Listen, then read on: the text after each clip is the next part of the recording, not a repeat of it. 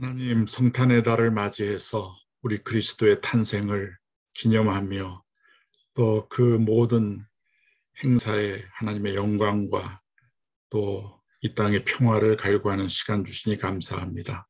특별히 주님의 발자취를 그토록 애타게 찾아가시며 걸어가셨던 웨슬리 목사님의 생애와 또 설교와 그 모든 것들을 또 배우려고 합니다.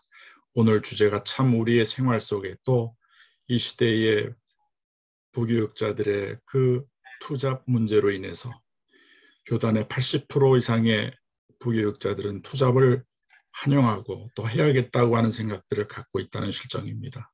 이런 데 대한 좋은 교훈도 배우게 하시고 이 시간을 통해서 큰 웨슬리의 정신을 배울 수 있도록 도와주시옵소서. 시종을 우리 주님께 부탁드리오며 우리 구주 예수 그리스도의 이름으로 기도하옵나이다. 우리 조반석 박사님 발제를 우리 박수로 초청해서 듣도록 하겠습니다. 감사합니다. 이렇게 너무 훌륭하신 분들 앞에서 제가 온라인이긴 하지만 훌륭하신 분들 앞에서 이렇게 발표를 하려니까 참 좀 떨리고, 제가 솔직히 웨슬리에 대해서 그렇게 많이 잘 알지는 못하지만 이번 이 발표하게 될 이제 소논문을 준비하면서 많이 배우는 계기가 되었고요. 많이 부족하지만 제가 가진 것을 이렇게 나눌 수 있는 기회가 주어져서 김서원 교수님과 또 연구소에 참 감사의 말씀 드립니다. 이 시간에 참석하신 모든 분들에게 좀 의미 있는 시간이 되면 좋겠고요. 웨슬리 신학뿐만 아니라 일과 경제라는 이런 어떤 공적인 영역 안에서 그리스도인의 삶 또는 그리스도인의 선교에 대해서도 우리가 한번 생각해 볼 수 있는 기회가 되면 좋겠다 하는 그런 바람이 좀 있습니다. 네, 지금 발표를 제가 시작하도록 하겠습니다. 자유로운 기업과 존 웨슬리, 사업과 기업가 정신에 관한 웨슬리의 관점이란 제목으로 발표를 하겠습니다. 제가 발표할 소논문에 대해서 잠깐 제가 소개해 드리면요. 이 소논문은 미국 에즈베리 신학대학원의 믿음 1 경제연구소의 공동연구 프로젝트 연구 결과입니다. 그때 이 연구소 소장이시면서 에즈베리 신학대학원의 전도 교수이신 제이먼 박사님과 저와 또 다른 연구원 니콜라스 베티스라는 분과 함께 한 연구팀이 되어서 공동 연구를 했고 공동 저술을 해서 영국의 국제 선교학 학술지인 트랜스포메이션의 Compassionate Entrepreneur John Wesley, A Wesleyan View of Business and Entrepreneurship 이라는 제목으로 실린 소논문입니다. 이 내용을 중심으로 해서 제가 오늘 발표하도록 하겠습니다. 발표하기 전에 용어에 대한 번역과 의미를 제가 약간 설명을 드리고 싶은데요. 제가 원래 이거를 영문을 한글로 번역할 때에 그래서 요약문을 만들었을 때에 그때를 번역을 창업자, 엔트러프니어라는 단어를 창업자라고 했는데 제가 이렇게 좀 더 이렇게 찾아보고 그 후에 찾아보고 보니까 이게 창업자보다는 기업가라는 의미가 많이 이런 단어로 번역을 많이 되어져 있더라고요. 그래서 제가 오늘 발제는 창업자라는 말 대신 기업가라는 단어로 이렇게 용어로 사용을 할 거고요. 엔트러프니어십도 이제 창업이라고 원래 한글 요약본에는 했는데 찾아보니까 기업가 정신이라는 표현으로 많이 번역돼 있는 것으로 이렇게 되어 있어서 그것도 이제 기업가 정신이라는 단어로 이렇게 제가 오늘 발표에 사용하도록 하겠습니다. 이 엔트러프니어십이라는 게 어떤 경제적인 용어, 어떤 비즈니스 용어이긴 한데 이 선교학이나 이런 폭넓은 의미에서는 다양한 영역에서 의미 있는 가치를 창출해내는 것 이런 의미로도 많이 사용하더라고요. 그래서 어떻게 보면은 이 엔트러프니어십이라는 단어를 이런 폭넓은 의미에서 봐도 나쁘지 않겠다는 생각을 하고 있는데요. 오늘은 특히 이제 어떤 기업가 정신이라는 이런 표현을 사용해서 발표하도록 하겠습니다. 네. 오늘 발표의 목적은 빈곤의 문제와 관련해서 존 웨슬리가 사업과 기업가 정신을 어떻게 이해하고 사용했는지를 살펴보고 이에 근거하여 사업과 기업가 정신에 대해서 역사적이고 신학적으로 웨슬리안 관점을 찾아서 구성해서 오늘날 빈곤의 문제를 위해서 사역하고자 하는 교회들과 그리스도인들을 위해서 도움이 되는 신학적이고 실천적인 함의를 찾아보고 제안하는 것입니다. 발표의 내용은 다음과 같습니다. 이제 먼저 돈과 부에 관한 존 웨슬리 신학적 영적인 관점을 살펴보고요. 그 안에서 이게 이제 신학적인 큰 어떤 배경이 될 것 같고요. 배경적인 설명이 될 것 같고요. 그 다음에는 이제 가난한 자들과 그리고 사업과 기업가 정신에 대한 존 웨슬리의 태도와 어떤 관점에 대해서 우리가 살펴보고 그 다음에 자유로운 기업가로서의 존 웨슬리를 우리가 한번 생각해 보고요. 그리고 교회를 위한 어떤 실천적인 적용점과 함의가 무엇인지를 한번 찾아보고, 그리고 마지막으로 이제 결론의 메시지를 하고 오늘 발표를 마무리하려고 합니다. 먼저 돈과 부에 관한 존 웨슬리의 신학적 영적인 관점입니다.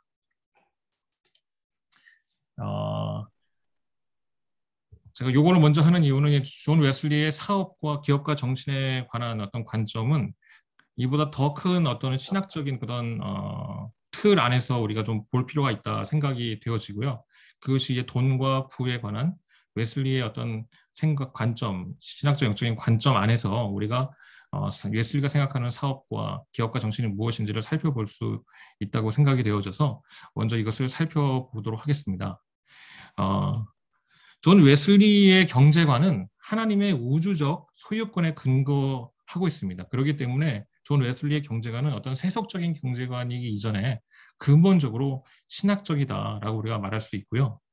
사람들은 그래서 존 웨슬리는 사람들은 그것을 가진 것들의 소유주가 아니며 단지 청지기이고 관리자라고 말을 합니다.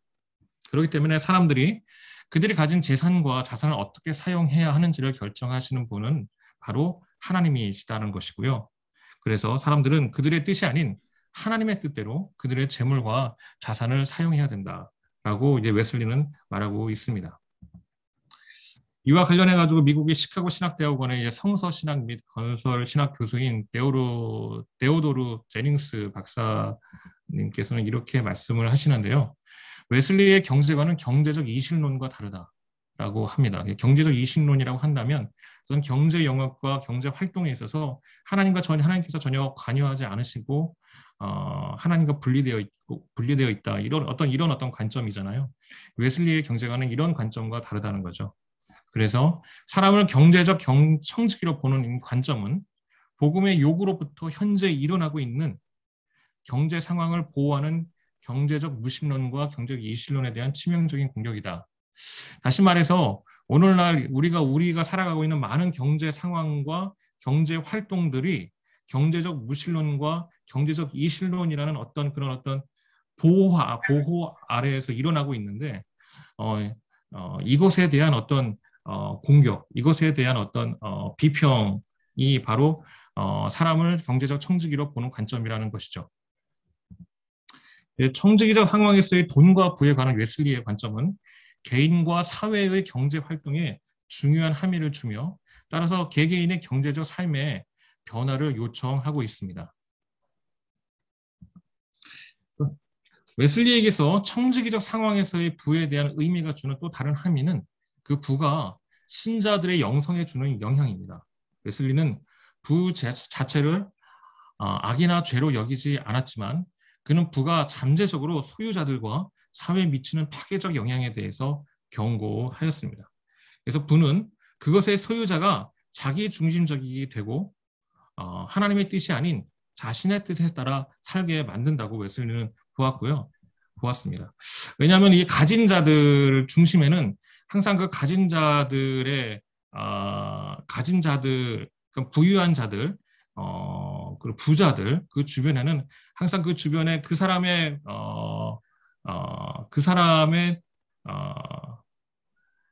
사람에게 좀 이렇게 잘 보이려고 하고 가진 사람들에게 좀 이렇게 잘 보이려고 하는 사람들이 주변에 모이다 보니까 가진 자들은 그런 주변의 사람들로 인해서 자기 중심적이 되고 또 하나님의 뜻이 아닌 자신의 뜻에 따라 살게 되는 그런 어떤 모습이 많이 나타나는 것을 웨슬리가 말을 하고 있죠.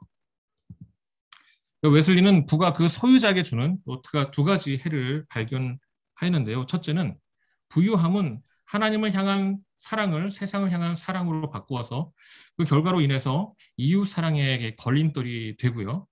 둘째로 웨슬리는 부가 사적 소유로 여겨질 때에 부의 축적이 사회 불평등을 야기할 것을 염려하였습니다. 이 부유함과 재산과 자산이 이것의 소유권이 하나님이 아닌 개개인의 것으로 여겨질 때 이런 일들이 일어날 수 있다는 것을 염려한 것이죠.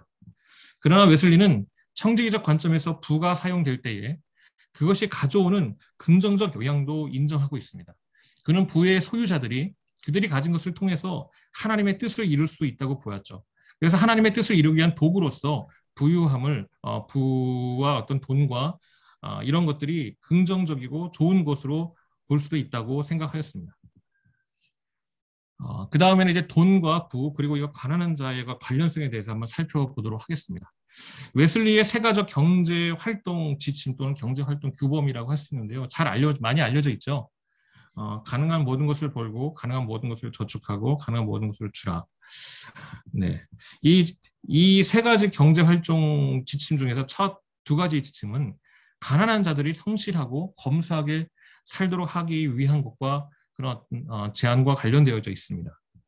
웨슬리 당시에 가난한 자들이 가난한 이유는 게으르고 낭비하는 삶을 살기 때문이라는 인식이 아주 만연했는데요. 웨슬리는 이것에 대해서 동의하지 않았고, 그래서 웨슬리는 가난한 자들도 열심히 일하고 저축하면 경제적인 필요를 충족할 수 있다라고 믿었습니다. 그래서 웨슬리의 이 세 가지 경제활동 지침에 따라 살아간 가난한 자들은 가난을 극복하였을 뿐만 아니라 경제적 여유를 갖게 되어 다른 사람들에게 나누어 주기까지 하였죠.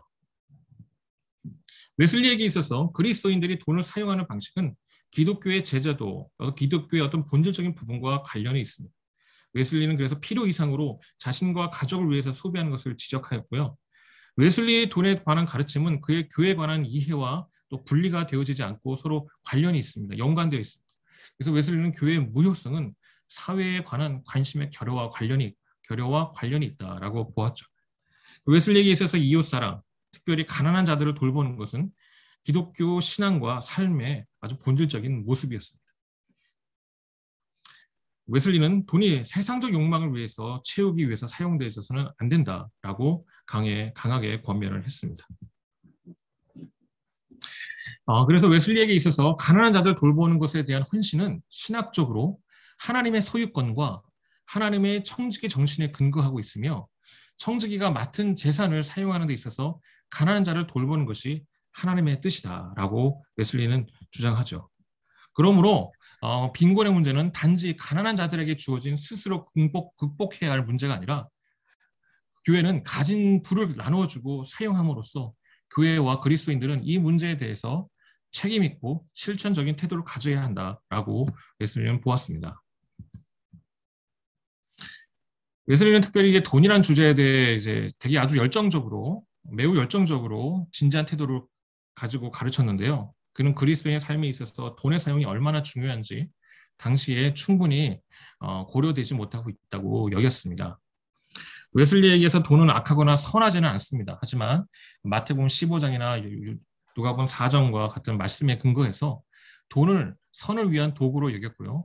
하나님의 일을 하기 위한 어떤 잠재력이 있는 것으로 돈을 보고 돈의 그런 잠재력이 돈에 있다고 이해했죠.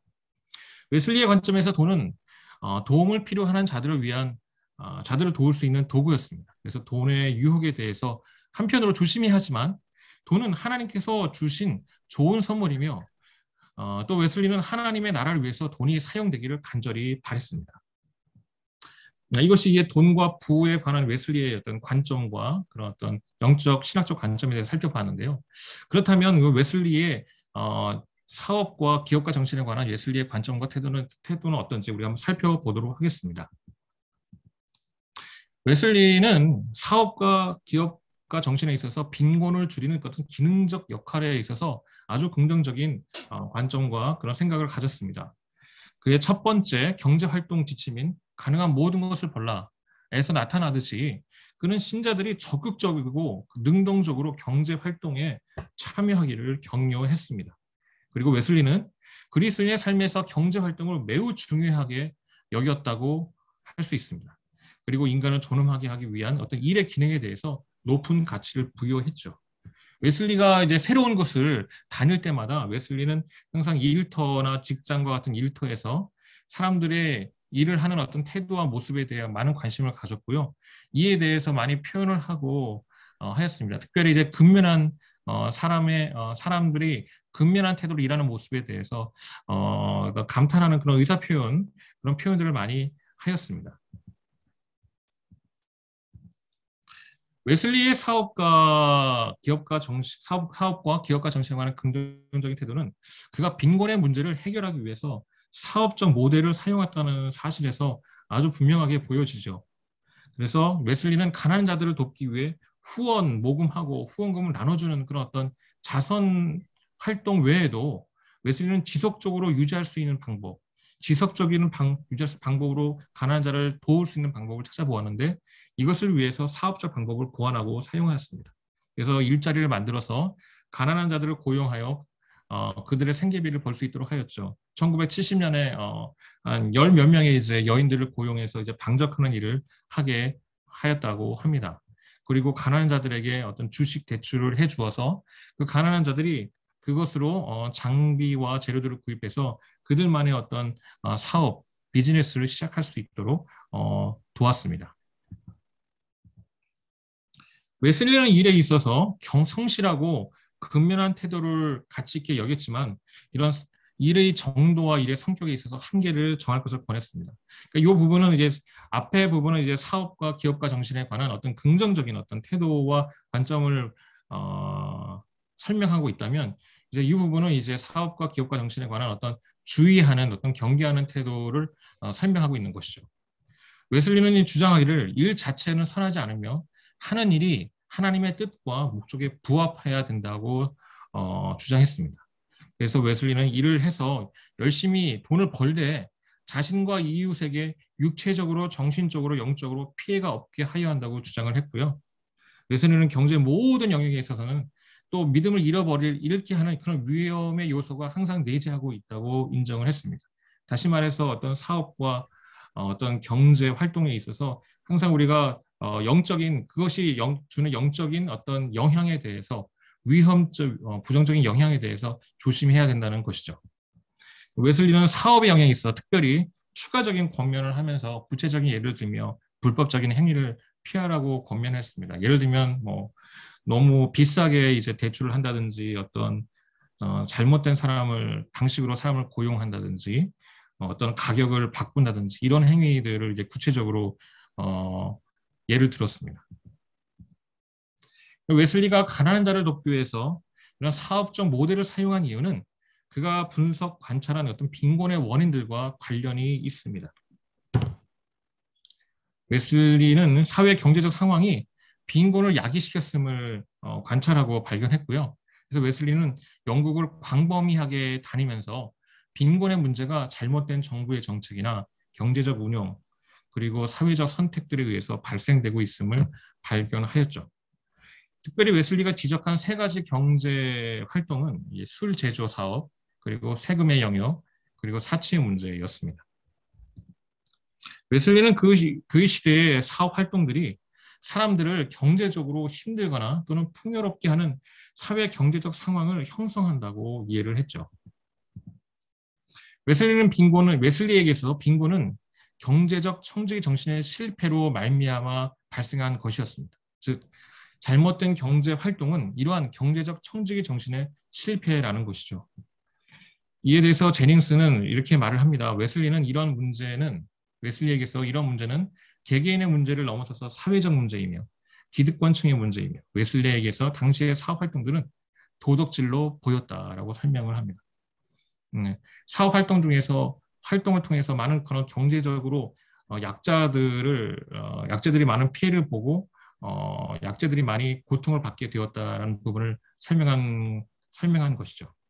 특별히 웨슬리는 부유하고 권력 있는 자들에게 많은 이익을 주는 사업들로 인해서 일반 사람들을 위한 생필품이 너무 귀하고 비싸지는 현상에 대해 한탄하였습니다.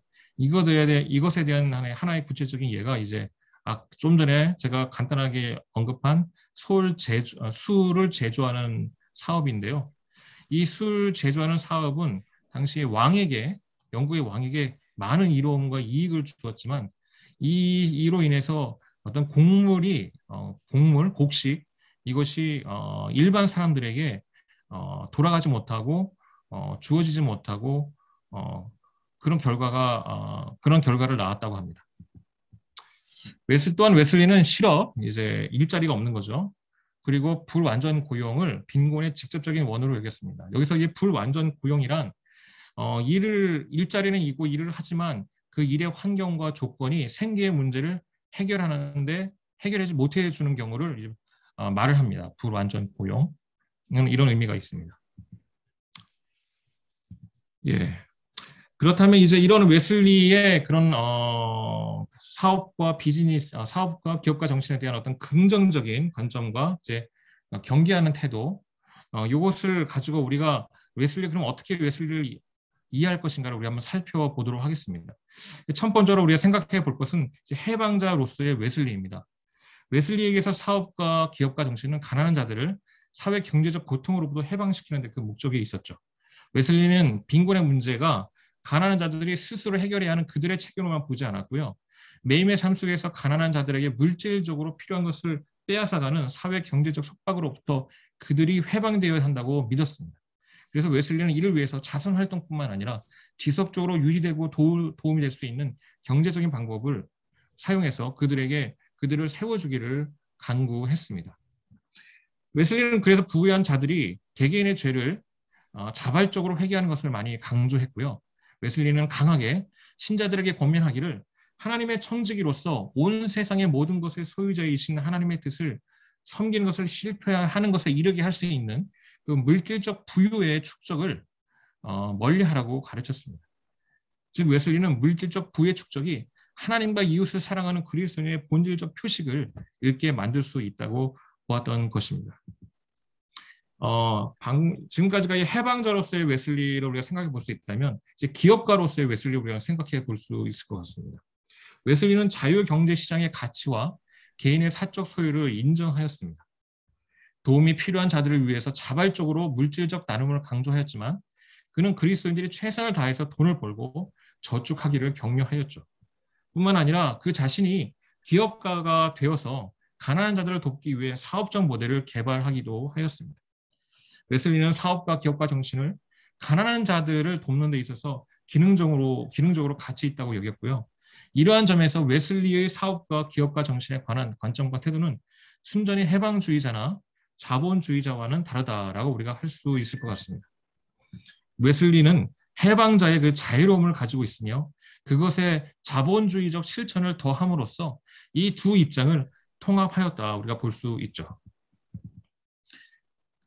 가난한 자들을 위한 사역을 위해서 사업적 방법을 사용하였다는 이 사례를 통해서 우리가 볼 수 있듯이 웨슬리는 기업가적 면모를 가지고 있다는 것을 우리가 생각해 볼 수 있습니다. 그러나 웨슬리는 사업이 사업적 이익을 늘리기 위한 것만을 목표로 삼지 말아야 한다고 주장을 하였습니다. 즉 경제활동의 궁극적 목표와 주된 동기는 하나님의 뜻을 이루는 것이며 그것은 이웃을 사랑하는 것이고 특별히 도움이 필요한 자들을 위하는 것이라고 강조하였습니다. 웨슬리는 창조적으로 기업적 방법을 개발하여 가난한 자들을 위한 사역을 하였습니다. 이러한 점에서 웨슬리는 자유로운 기업가 또는 자유로운 창업자라고 할 수 있을 것 같습니다. 웨슬리는 이런 자유경제활동 가치를 인정하고 사용하였는데 이런 자유시장 경제 가치는 웨슬리에게 있어서 하나님께서 이 세상의 모든 것의 소유시라는 어떤 신학적 기초에 서 있었고요. 사회적으로 이웃을 위한 사랑, 특별히 도움이 필요한 자들을 위한 사랑에 그 동기를 두고 있습니다. 그렇다면 어떻게 웨슬리는 가난한 자들을 위한 사역을 계속적으로 전심으로 할 수 있었는가? 이런 질문을 좀 해볼 수 있는데요. 이 질문은 오늘날 적용 좀 바꾼다면 어떻게 오늘날 그리스도인들은 사업과 같은 경제적 활동을 통해 빈곤의 문제에 선교적으로 대응할 수 있는 동기와 마음을 가질 수 있는가? 우리가 생각해 볼 필요가 있을 것 같습니다. 우리가 웨슬리에게서 한 가지 배우게 되는 교훈은 그는 가난한 자들과 개인적인 관계를 계속적으로 가졌다는 점입니다.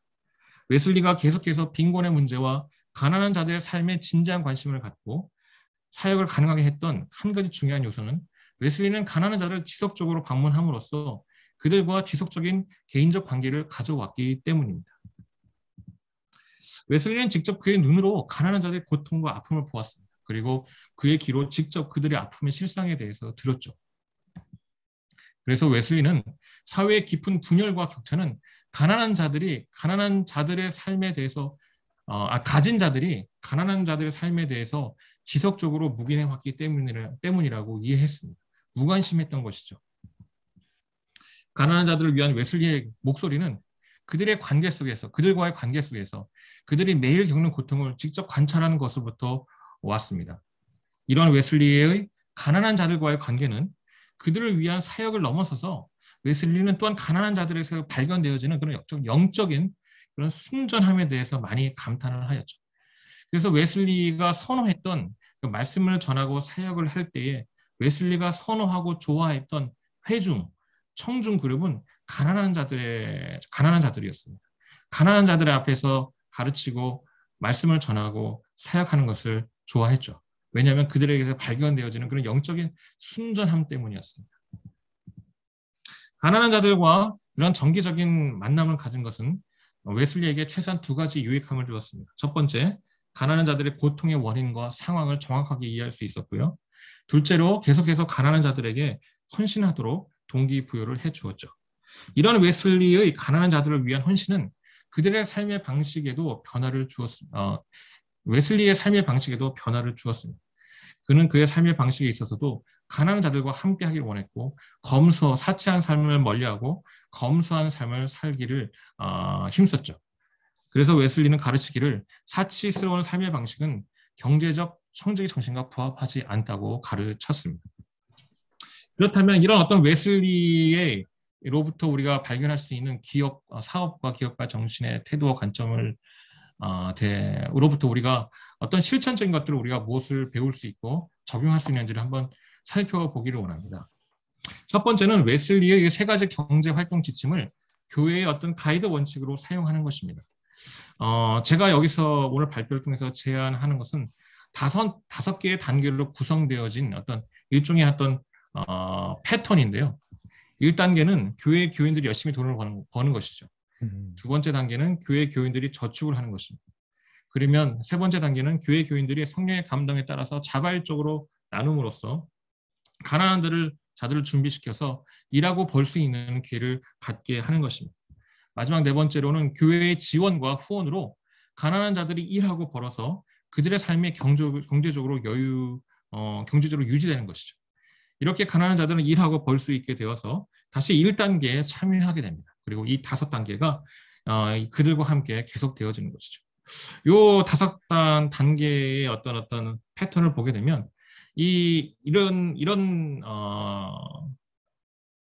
모델을 사용함으로써 이 모델 안에서 이 가난한 자들은 단순히 어떤 물질적 경제적으로 도움을 받는 수혜자일 뿐만 아니라 이 5가지 단계에 참여함으로써 가난한 자들은 어떤 사회 변혁적 어떤 기여자가 될 수 있는 것이죠. 뿐만 아니라 이런 단계, 이 5가지 단계를 통해서 그 가난한 자들이 그런 빈곤의 문제를 벗어나서 스스로 사회에 기여하고 그리고 남을 돕는 자로 변화시키는 그런 어떤 환경을 이 5가지 단계가 마련해 줄 수 있습니다. 이런 적용점을 우리가 한번 생각해 보았고요. 볼 수 있고요. 두 번째는 이제 교회가 가난한 자들과 실제적이고 친밀한 관계를 맺는 것이죠. 웨슬리는 당시 감리교인들이 그의 3가지 경제활동 지침에서 처음 2개는 참 잘하면서 마지막 지침인 주는 것에는 주저하는 모습에 많이 안타까워했습니다. 그래서 교회와 교인들은 부유해졌지만 그들은 자신의 부를 자신의 부를 가난한 자들을 위해서 사용하는 데는 실패하였죠. 이 점은 오늘날 교회가 어떻게 이웃을, 특별히 도움이 필요한 자들을 사랑하는 자유로운 공동체가 될 수 있는가라는 중요한 질문을 갖게 합니다. 이와 관련해서 우리가 웨슬리에서 배울 수 있는 교훈은 교회가 가난한 자들과 지속적으로 친밀한 관계를 가지는 것이고, 교회가 이 부분에 대해서 지속적으로 노력할 때에 웨슬리가 경험했듯이 교회가 가난한 자들을 위한 사역에 헌신하게 되며 그들이 받는 고통과 아픔을 이해하고 그 원인을 보다 정확하게 이해할 수 있게 될 수 있을 것입니다. 마지막으로 우리가 실천해 볼 수 있는 것은요, 사업과 기업가 정신을 어떤 총체적인 선교로서 실천해 보는 것입니다. 그러니까 사업과 기업가 정신에 관한 웨슬리의 관점은 그리스도의 삶과 사역에서 영적인 삶과 경제를 이분법적으로 보지 않고 서로 통합하고 있습니다. 하나님과 이웃사랑은 일과 경제를 어떻게 볼 것인가에 대한 근본적인 원리를 제공하고 사업, 일, 경제활동은 그런 영적 변화의 도구이며 선교의 방법인 것이죠. 웨슬리의 사업과 기업가 정신에 관한 관점은 신학적으로 하나님의 소유권과 사람의 청지기 정신, 그리고 하나님과 이웃 사랑이라는 기독교 신앙의 본질에 대한 헌신에 근거하여 형성되었습니다. 사람들의 경제 활동들이 그들의 영적인 삶과 사역에 영향을 주어 하나님과 이웃을 사랑하는 것을 실천하는 데 영향을 미치기 때문에 그리스도인의 삶과 사역에 있어서 영적 삶과 경제 활동은 우리 더 이상 이분법적으로 볼 수 없습니다. 이런 통합적인 관점에서 사업과 기업가 정신의 이해는 교회의 두 가지 적용점을 제안합니다. 첫 번째는 웨슬리의 경제 활동 지침, 즉 벌라 저축하라 주라는 이 경제 활동 지침은 이것을 실천한 자의 영적인 변화를 위한 은혜의 수단이라고 볼 수 있습니다. 웨슬리의 이런 경제 윤리는 그 실천하는 자의 영적인 변화와 성장을 관가하지 말아야 하고, 그래서 하나님을 사랑하고 이웃을 사랑하는 것으로부터 떠나지 않도록 해야 합니다. 둘째로 그리스도인들이 가난한 자들에게 하는 그 자선 경제 활동은 가난한 자들의 물질적 필요뿐만 아니라 그들의 총체적인 변화를 위한 수단으로 이해되고 계획되어지고 실천되어져야 한다는 것이죠. 결론입니다. 오늘날 기독교 사업가들을 주는 웨슬리의 메시지. 일과 경제에 관한 성경적인 가르침을 본질적으로 실천하라는 그런 메시지를 던지고 있다고 생각을 합니다. 웨슬리는 한 권의 책, 즉 성경의 사람이었습니다. 웨슬리의 사업과 창업에 관한 관점이 오늘날 경제 상황에 살고 있는 우리들에게 의미 있는 메시지를 주는 이유는 그의 경제적 가르침들은 일과 경제에 관한 성경적 가르침으로부터 근본적으로 형성되었기 때문입니다. 제가 오늘 발표하면서 또 하나 떠오르는 생각이 있다면, 웨슬리는 한편으로 정말 가난한 자들과 늘 함께하기 원했고 그들과 만남을 지속하길 원했습니다. 그렇기 때문에 이런 만남과 웨슬리가 눈에 보여지고 웨슬리가 경험되어진 그 경험들이 어떻게 보면 웨슬리가 그 경험들을 가지고 성경 안에 들어왔을 때에 성경에서 보여지는 어떤 경제적 가르침들, 경제적인 윤리들에 눈을 뜨게 하였고 그것이 보여지게 하였고 그렇게 되지 않았나 이런 생각을 좀 해보게 됩니다. 사업과 기업가 정신은 빈곤의 문제를 위한 다루는 어떤 선교적 도구로 이해되고 사용되어져야 하며, 그리스도인들은 계속적으로 꾸준히 그들의 주변의 가난한 자들과 관계를 세워가기를 힘써서 그들의 울부짖음을 들을 뿐만 아니라 진심으로 효율적으로 말과 행동으로 그들을 도울 수 있어야 한다는 메시지를 주고 있습니다. 이렇게 웨슬리는 오늘날 그리스도인들에게 해방자의 자애로움을 갖고 있는 자본주의적 실천자가 되도록 권면의 메시지를 주고 있지 않나 생각해보게 됩니다. 감사합니다. 논문 우리가 잘 읽었고 또 우리 전체 지금 현대 시대의 참 좋은 논문이라고 저는 생각을 합니다. 우리 써놓은 논찬에 대한 글을 제가 간단히 읽고 또 중간중간에 제가 또 좀 더 코멘트할 것은 하겠습니다. 들어가는 말로 우리 웨슬리 사역은 저자가 언급한 것처럼 총체적이다, 홀리스틱이다라는 표현이 참 좋은 것 같고요. 그다음에 종합적이고 저는 그 웨슬리의 신학의 장점 가운데 하나인 정말 균형이 잘 잡혀 있다. 물질에 대한 것도 관심이 있으면서도 또 물질에 너무 빠지지 않고 또 가난한 자에 대한 그런 균형 잡힌 것이 있었다라고 저는 생각합니다. 당시에서 지금까지 이런 많은 영향을 미쳐왔고 지금도 웨슬리에 대한 많은 그 관심이 있는 건 총체적이고 종합적이고 균형 잡힌 그러한 신학과 실제 행동이 아닌가 저는 생각합니다. 특별히 그 빈민 사역에 남다른 관심을 보인 웨슬리를 연구하여 웨슬리의 빈곤에 대한 웨슬리 사역을 총괄적으로 전해준 논문은 참 귀한 논문이다 저는 이렇게 생각합니다. 그 웨슬리의 사역에서 빈민에 대한 관심을 어떤 관점에서 웨슬리가 갖게 되었고 그 타겟책은 무엇이며 더 나아가서 그의 경제관을 알아보는 것은 또한 흥미로운 일입니다. 특별히 이제 성경을 보면 고아와 과부에 대하여서 남달리 관심을 보이신 그 하나님의 마음을 우리는 아마도 그의 구제 사역에서 웨슬리의 구제 사역에서 읽어볼 수 있을 것 같습니다. 논문 요약을 제가 이렇게 우리 논찬에 있기 때문에 이렇게 쭉 써놨고요. 우리 내용을 뭐 다 아시기 때문에 뭐 이걸 다 읽기는 좀 그렇습니다. 제 1부, 2부, 이제 한 3부까지는 그렇고요. 4부로 이제 한번 가서 다시 한번 3부로 한번 올려줘 보실까요? 3부를. 예. 이 자애로운 창업자로서 존 웨슬리의 이러한 경제적인 웨슬리에 대한 평가의 장으로 막스 베버가 말하는 자본주의는 아니다. 막스 베버가 뭐 칼빈이라든지 많은 사람들에 대한 그 기독교의 물질관을 자본주의의 태생에 상당히 도움을 줬다라고 이야기하지만 이제 막스가 보는 그런 자본주의자도 아니고 그렇다고 해서 웨슬레가 공동체적인 어떠한 사회주의 개념의 경제관을 가진 건 아니다라고 이야기를 했고요. 뒤에서도 좀 언급이 되겠지만 이 저자가 이제 앞으로 그 남미 신학이 영향을 지금도 아마 미치고 있겠죠.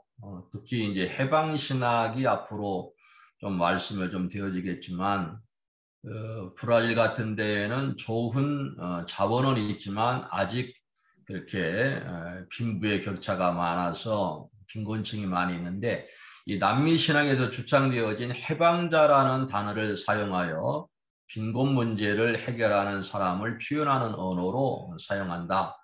악질적인 사회적인 구조와 인간의 운명적인 극빈의 필연적인 경제 체계 등에서 인간을 해방시키는 웨슬레를 강조한다. 그러나 해방신앙처럼 빈곤을 탈출하려 무력 사용함에 대하여서는 웨슬레가 절대 반대했다라고 조 박사님이 잘 지적을 해 주셨습니다. 저자는 이런 웨슬레의 태도를 자애로운 창업자이다. 물질이 어려운 사람을 이렇게 해방시킨다라는 의미에서 창업자, 이제 오늘 기업자라는 말로 또 좀 이제 확대하고 또 정확하게 해석을 하셨습니다만 자애로운 compassionate라는 말이 이제 같은 동정을 가지는 이제 그런 뜻인데 이제 표현을 하셨고요. 그 특성을 밝히려는 의도를 갖고 있다. 4부로 한번 넘어가겠습니다. 제 4부로 가보면 이제 그 본 논문의 그 이제 당위성 같은 것을 좀 말하기 전에 그 실천적인 함의를 좀 보시면 오늘 우리 조 박사님이 하나의 어떤 그 좀 그 주축을 가지고 있는 것이 마음껏 벌고 마음껏 저축하고 마음껏 주라라고 하는 이 웨슬리의 그 유명한 이 삼중적인 규범을 가지고 이것을 현 시대의 5가지 규범으로 확장시키는 그 주장이 오늘 그 논문의 핵심적인 내용이 이렇게 아닐까 저는 이렇게 생각합니다. 그리고 현 시대의 교회가 가난한 자들과 지속적인 관계를 갖고 방문하여서 영성과 실천이 하나로 뭉쳐지는 구제 사역이 되기를 그렇게 강조하는 내용.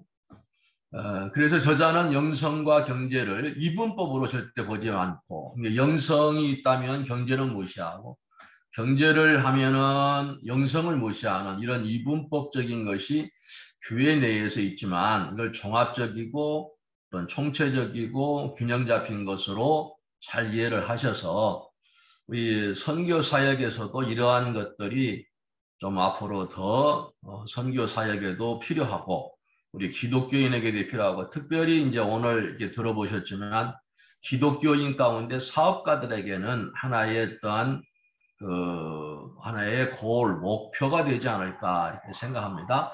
자, 이제 3번째 본문의 당위성으로 이제 한번 들어가겠습니다.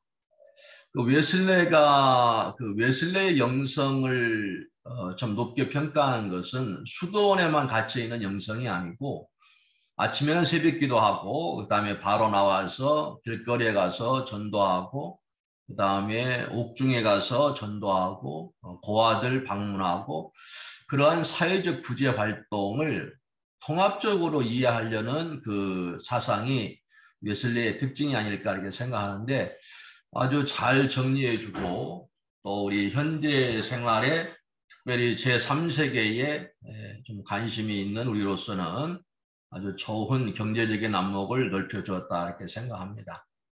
동시에 고아와 과부에 대한 관심을 갖도록 명령하신 하나님의 마음을 다시 생각하여서 웨슬레안들에게 가난한 자의 고난에 동참하는 데에 이 논문이 기여했다라고 저는 생각합니다.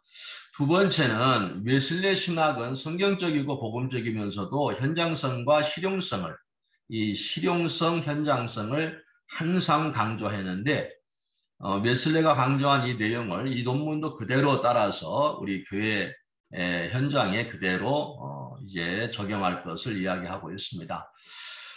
사실은 뭐 이렇게 토론하고 고려할 내용이 뭐 없습니다, 사실은. 그런데 논찬자로서 조금 이야기할 거리를 조금 만들어낸다면 저는 한 3가지 정도로 한번 생각해 볼 수 있겠다라고 생각합니다. 자유로운 창업자, 오늘 또 우리 조 박사님이 첫 번에 이야기했지만 이 창업자라는 말, 또는 자유로운 창업자라는 말이 우리 웨슬레를 하는 분들에게 조금은 아직은 좀 낯선 단어이고 또 경제 상황과 실제 상황에 대한 역동감을 주는 말은 분명하지만 조금 더 포괄적인 단어가 좀 없을까? 저 나름대로 조금 고민해 봤던 이야기고요. 두 번째는 가난에 대한 해방을 위한 표현이기는 하지만 우리 70년도, 80년대는 정말 이 해방신학에 대한 좀 찬성과 반대가 많이 있었고, 뭐 저는 그 해방신학이 그 당시에 그 지역을 조금 대표는 하지만 좀 위험성이 있어서 심지어는 총을 들고 칼을 들고 나오는 그런 신학에 대한 표현이 있기 때문에 이 해방자라는 말 표현이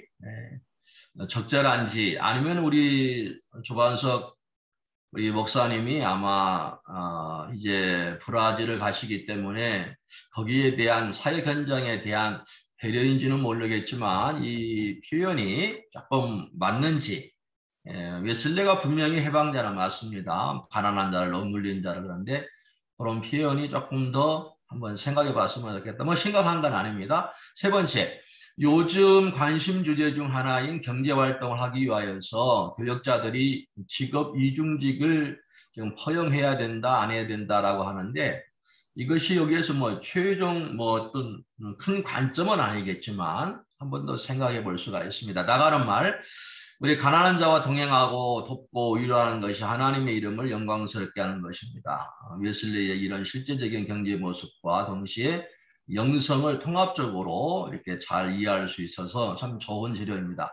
우리 조반석 목사님 수고 많이 하셨고 우리 많은 걸 우리 참 느낄 수 있고 또 많은 걸 배울 수 있게 해주셔서 고맙습니다. 감사합니다. 논찬을 통해서 많이 정리해 주시고 또 제안해 주셔서 감사드리고 이제 우리가 플로어에서 좀 자유롭게 굉장히 중요한 주제고 모두에게 해당이 되는 주제이면서도 또 어려운 주제인데 한번 좀 얘기를 했으면 좋겠습니다. 우리 조혜영 교수님 다시 돌아오셨네. 네네. 예, 자유롭게 좀 얘기해 보시죠.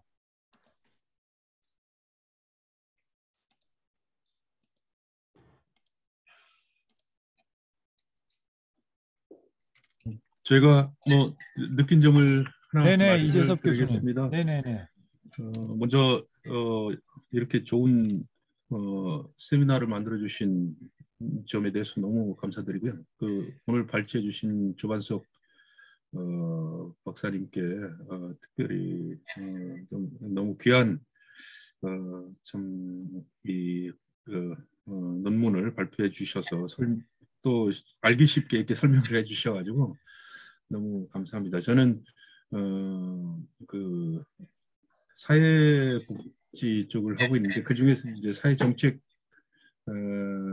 쪽을 이렇게 조금 공부를 하고 있는 중인데 그러다 보니까 오늘 발표하신 어떤 그런 것이 사회 경제적 측면, 그다음에 이제 사회 보장적 측면, 그다음에 이제 신학적 그런 것들이 신학적으로 어떤 의미가 있는지 또 그런 것을 구체적으로 웨슬리가 어떻게 추구했는지에 대해서 좀 이렇게 일목요연하게 어떻게 연결점을 또 찾은 것 같아서 굉장히 반갑고 좀 흥미가 깊었습니다. 무엇보다도 그 과거에는 이제 그 가난한 자들이 제가 제대로 이해하는지 모르지만은 켈빈 그 이후에 가난한 자들은 이제 그 하나님으로부터 그 구원받지 못한 자들이다. 이런 인식을 갖게 된 그 어떤 그 인식의 어떤 그게 있었던 것으로 알고 있는데 위슬리는 그것을 이제 사회 경제적 구조에서 오는 것이다. 빈곤이 이제 이런 관점의 전환 이런 것은 이제 근대 사회보장제도의 어떤 인식 출발점이 되는 인식 전환하고도 맥을 같이 하는 것으로 이렇게 이해가 됩니다. 굉장히 좀 좋은 시사점을 준 어떤 웨슬리의 어떤 생각의 전환인 것 같고요. 그 가장 관심이 있었던 것이 빈곤을 야기한 그 사회 경제적 부분 문제점에서 출발을 해서 자선뿐이 아니라 사회 경제적 속박으로부터 해방을 시켜야 된다. 결국은 이제 지속적인 어떤 빈곤을 완화하고 가난한 자들을 어떤 그 돕기 위해서는 경제 구조를 그들에게 우호적인 어떤 제도로 이렇게 만들어줘야 된다는 그 웨슬리의 생각에 동감을 합니다. 그리고 무엇보다도 이제 감동이었던 것은 그렇게 하기 위해서는 지속적으로 가난한 자들과 관계를 맺고 그들과 소통하고 그들이 매일매일 겪는 고통 속에 동참을 해야 그 속에서 그런 그 성경적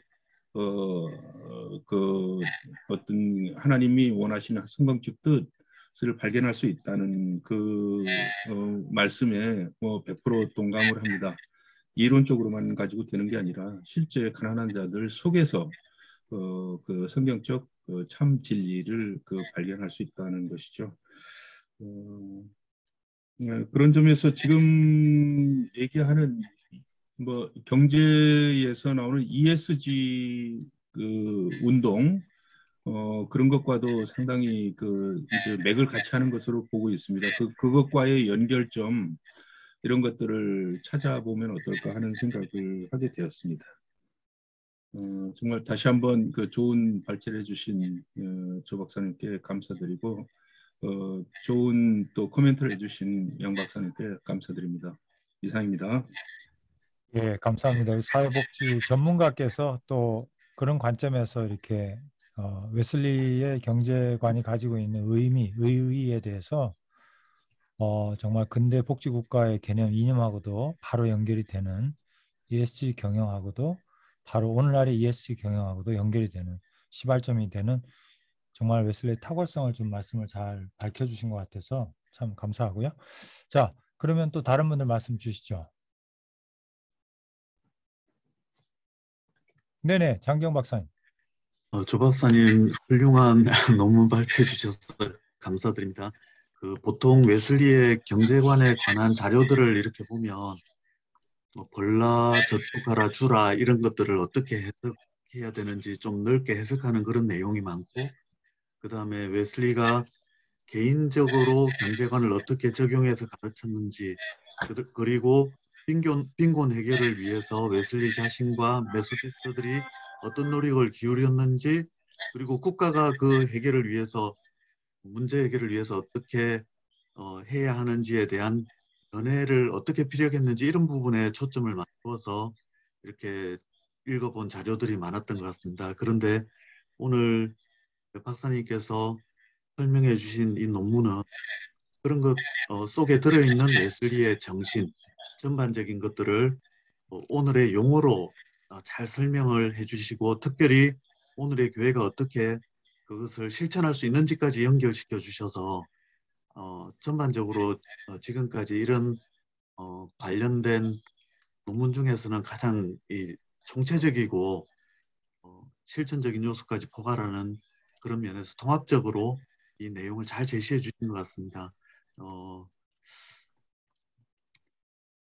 궁금한 것은 이 같이 공동 논문을 이렇게 쓰셨는데 어떤 계기로 이런 부분에서 함께 연구하자 이런 문제의식을 가지시고 이런 또 어떻게 보면 아주 완성도가 뛰어난 이런 논문을 이렇게 작성하셨는데 어떻게 공동 작업을 하시고 어떤 문제의식에서 작업을 하시는지 이런 것들이 참 궁금합니다.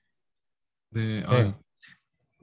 네, 솔직히 이 일과 경제 믿음, 이 경제연구소에서 이제 매년 이제 연구 프로젝트 공모를 하거든요.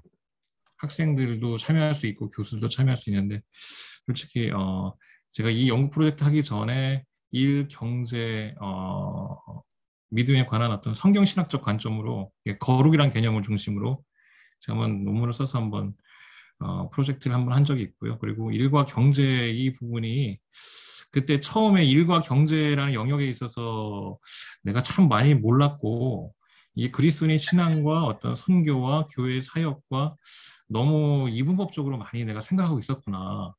성경 안에서 그런 가르침들이 많은데 그건 왜 그것들이 보여지지 않았을까 그런 생각들을 하면서 이제 그때 한번 프로젝트를 한번 한 적이 있어서 그리고 그때 배운 것 중에 하나가 오늘날 그리스도인들이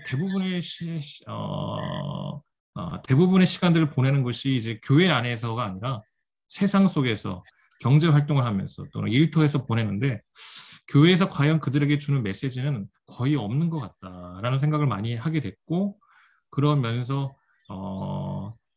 많은 그리스도인들이 세상 가운데 그런 영적으로 이런 어떤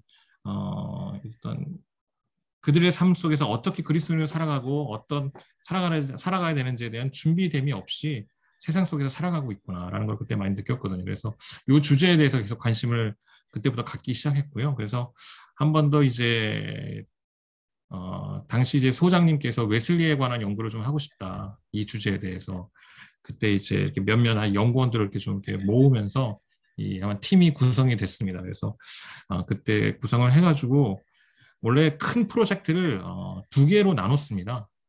큰 프로젝트를 이제 연구원 제가 맡은 부분은 웨슬리에 관해서 쓰여진 책들을 조사하는 거였고요. 저와 함께 연구를 했던 다른 연구원은 웨슬리가 쓴 일기, 저널, 설교, 그러니까 직접 쓴 1차 문헌이죠. 1차 문헌을 조사하는 게 그 연구원의 프로젝트였고 저의 프로젝트는 2차 연구 자료를 찾아보는 게 저의 프로젝트였습니다. 솔직히 1차 연구 자료를 제가 좀 약간 꺼려했던 부분들은 18세기 영어를 이해하는 게 좀 쉽지 않더라고요. 그래서 그 부분은 다른 연구원한테 맡기고 저는 2차 자료를 열심히 찾아보겠다. 그래서 이렇게 두 가지 역할을 나눠서 했고요. 연구소장이신 제이문 박사님은 이제 같이 연구 결과를 가지고 같이 토론하고 부족한 부분들을 이렇게 어떻게 우리가 더 어떻게 할 건지 결정을 이렇게 조언해 주시고 그래서 이렇게 같이 이제 방향을 이끌어 주시고 해주시는 그런 디렉터 역할을, 멘토 역할을 좀 해주셨죠. 이런 식으로 이제 연구 프로젝트가 되어졌고요. 그걸 이제 결과물이 나오고 나서는 우리가 이제 이것을 좀 발표하자.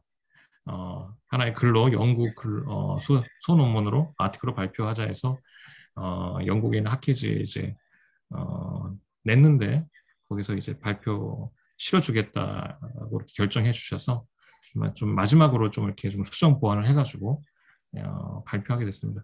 이 일과 경제라는 주제는 솔직히 실천적인 관점에서 많이 이제 미국에서 되어지고 있습니다. 특히 천주교들 중심으로 안에서 많이 되어지고 있고요. 개신교에서는 아직 좀 미약하다고 생각하고 있고요. 실천적인 부분에서 많이 연구가 되어지고 세미나가 되어지지만 성경적 신학적 관점과 근거에 대해서는 아직 많이 빈약한 상태입니다. 제가 한번 그런 큰 세미나를 컨퍼런스를 다녀온 적이 있는데 대부분의 내용이 경제 이론, 정치 이론 이런 부분, 이런 근거, 이런 내용을 많이 하지만 그 안에서 이제 신학적인 세미나나 발표, 성경적인 세미나나 발표가 있지만 너무 좀 빈약하다. 거의 성경에 있는 내용을 제대로 다루지 못하고 있는 부분도 있구나. 또 신학적인 부분들은 연약하다. 이런 생각들을 좀 많이 하고 있는데 이런 필요성의 어떤 연구의 필요성에 근거해서 이 주 연구 프로젝트가 시작되어졌습니다. 예. 네, 감사합니다. 시간이 감사합니다. 이제 많지 않으니까 감사합니다. 우리 조반석 박사님께서 아까 양정 박사님이 제안하신 몇 가지 이제 토론 사항에 대해서 간략하게 좀 본인 입장이나 코멘트 해주시고 다시 오픈해서 우리가 얘기하면 좋을 것 같아요. 네. 그 첫 번째가 이제 해방자라는 용어에 대해서 이제 말씀해 주셨는데요.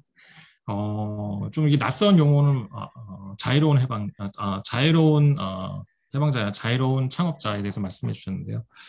예, 저도 이 주제를 다루면서 웨슬리가 과연 사업과 어떤 기업가 정신, 창업에 대해서 얘기를 했을까라는 의구심을 가지고 솔직히 프로젝트를 시작했고, 많은 연구를 하면서 그런 웨슬리가 그런 어떤 기업가적인 면모도 있구나라는 것을 배우면서 이런 어떤 제목을 어떻게 붙이면 좋을까 좀 고민을 했습니다.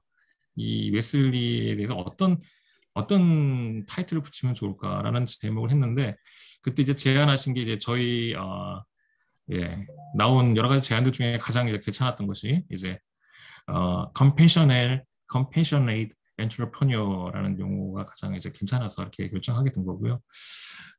이 의미를 담을 수 있는 다른 표현들을 우리가 찾아볼 수 있다면 그것이 찾아보는 것도 좋을 것 같다는 생각을 좀 합니다. 근데 잘 떠오르는 단어는 없는 것 같고요, 아직. 또 해방 신학과 관련된 이 해방자라는 표현을 사용하는 것에 대해서 이제 말씀해 주셨는데, 솔직히 뭐 남미 사역과는 관련이 없고요. 이런 어떤 그러니까 가난한 자를 위한 그 웨슬리의 마음을 담을 수 있는 가장 신학적인 개념, 어떤 신학적인 표현, 어떤 신학이 아마 해방식의 신학이 아닐까라는 좀 생각을 좀 해봤습니다. 왜냐하면 그들만큼 그렇게 가난한 자에 대한 열정과 열심과 마음을 가진 어떤 신학적인 어떤 노력들과 표현들이 없었다고 좀 생각이 되어지거든요. 그래서 그런 의미에서 그런 어떤 표현을 좀 썼고, 예. 그리고 이제 마지막으로 이제 이중직에 대해서 이제 말씀을 해주셨는데요. 이중직이 허용되어지느냐 마느냐의 주제에 대해서는 웨슬리의 그런 어떤 사업가, 기업가 정신에 관한 그런 관점이 이중직에 대해서 반대한다고 생각하지는 않아요. 왜냐하면 통합적으로 보고 있기 때문에 생각하고 있는데, 저는 특별히 이제 강조하고 있는 부분들은 오늘날 교회 목회자들이 성도들이 삶의 일터에 대해서 사역적으로, 신학적으로, 영적으로 준비되어질 수 있는 그런 메시지를 주고 좀 훈련과 어떤 가르침이 있으면 좋겠다라는 그런 바람이 좀 더 많습니다. 예. 네. 감사합니다. 그 논문에 보니까 우리 조반석 박사님이 해방자라는 말을 한 2번 쓰셨는데, 네. 거기에 이제 각주를 붙였더라고요. 그래서 해방 신학을 받아들이고 실천하는 자를 의미하는 것은 아니고, 가난한 자들의 복지와 삶의 문제에 관심을 가진다라는 네. 점에서 이제 따왔다라고 적어 놓으셨으니까 좀 참고하시면 좋을 것 같고요. 또 말씀 안 하신 분 중에 우리 최동규 교수님도 들어오셨었는데 지금 어디 가셨나? 예. 또 말씀 주시죠. 교수님, 제가 한 말씀 올려도 될까요?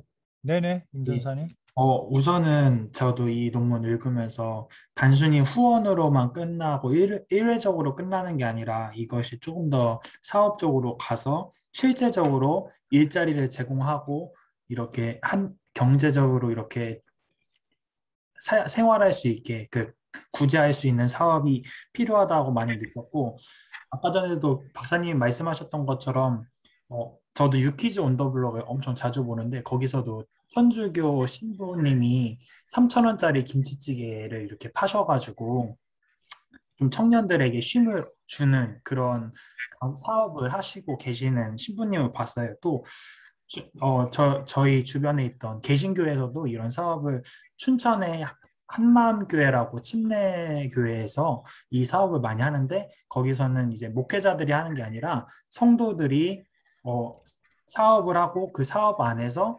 이제 교회 교인들과 함께 사업을 하면서 거기서 찬양도 틀고 이제 교제도 하면서 이제 좀 선교적으로도 많이 이제 가게를 운영하고 경제적으로 이익을 창출하고 그러한 부분들이 많이 있는 것을 또 보았습니다. 근데 한 가지 궁금한 게, 이제 17세기는 산업혁명 때문에 일을 하는 만큼의 돈을 벌었는데, 지금은 조금 많이 달라져서 뭐 주식이나 뭐 비트코인이나 이런 부분에서 이익을 얻고서는 저축을 하는 것에 대해서는 기독교 그리스도인들이 어떻게 봐야 되는지 좀 궁금한 것이 있어서 여쭤봅니다.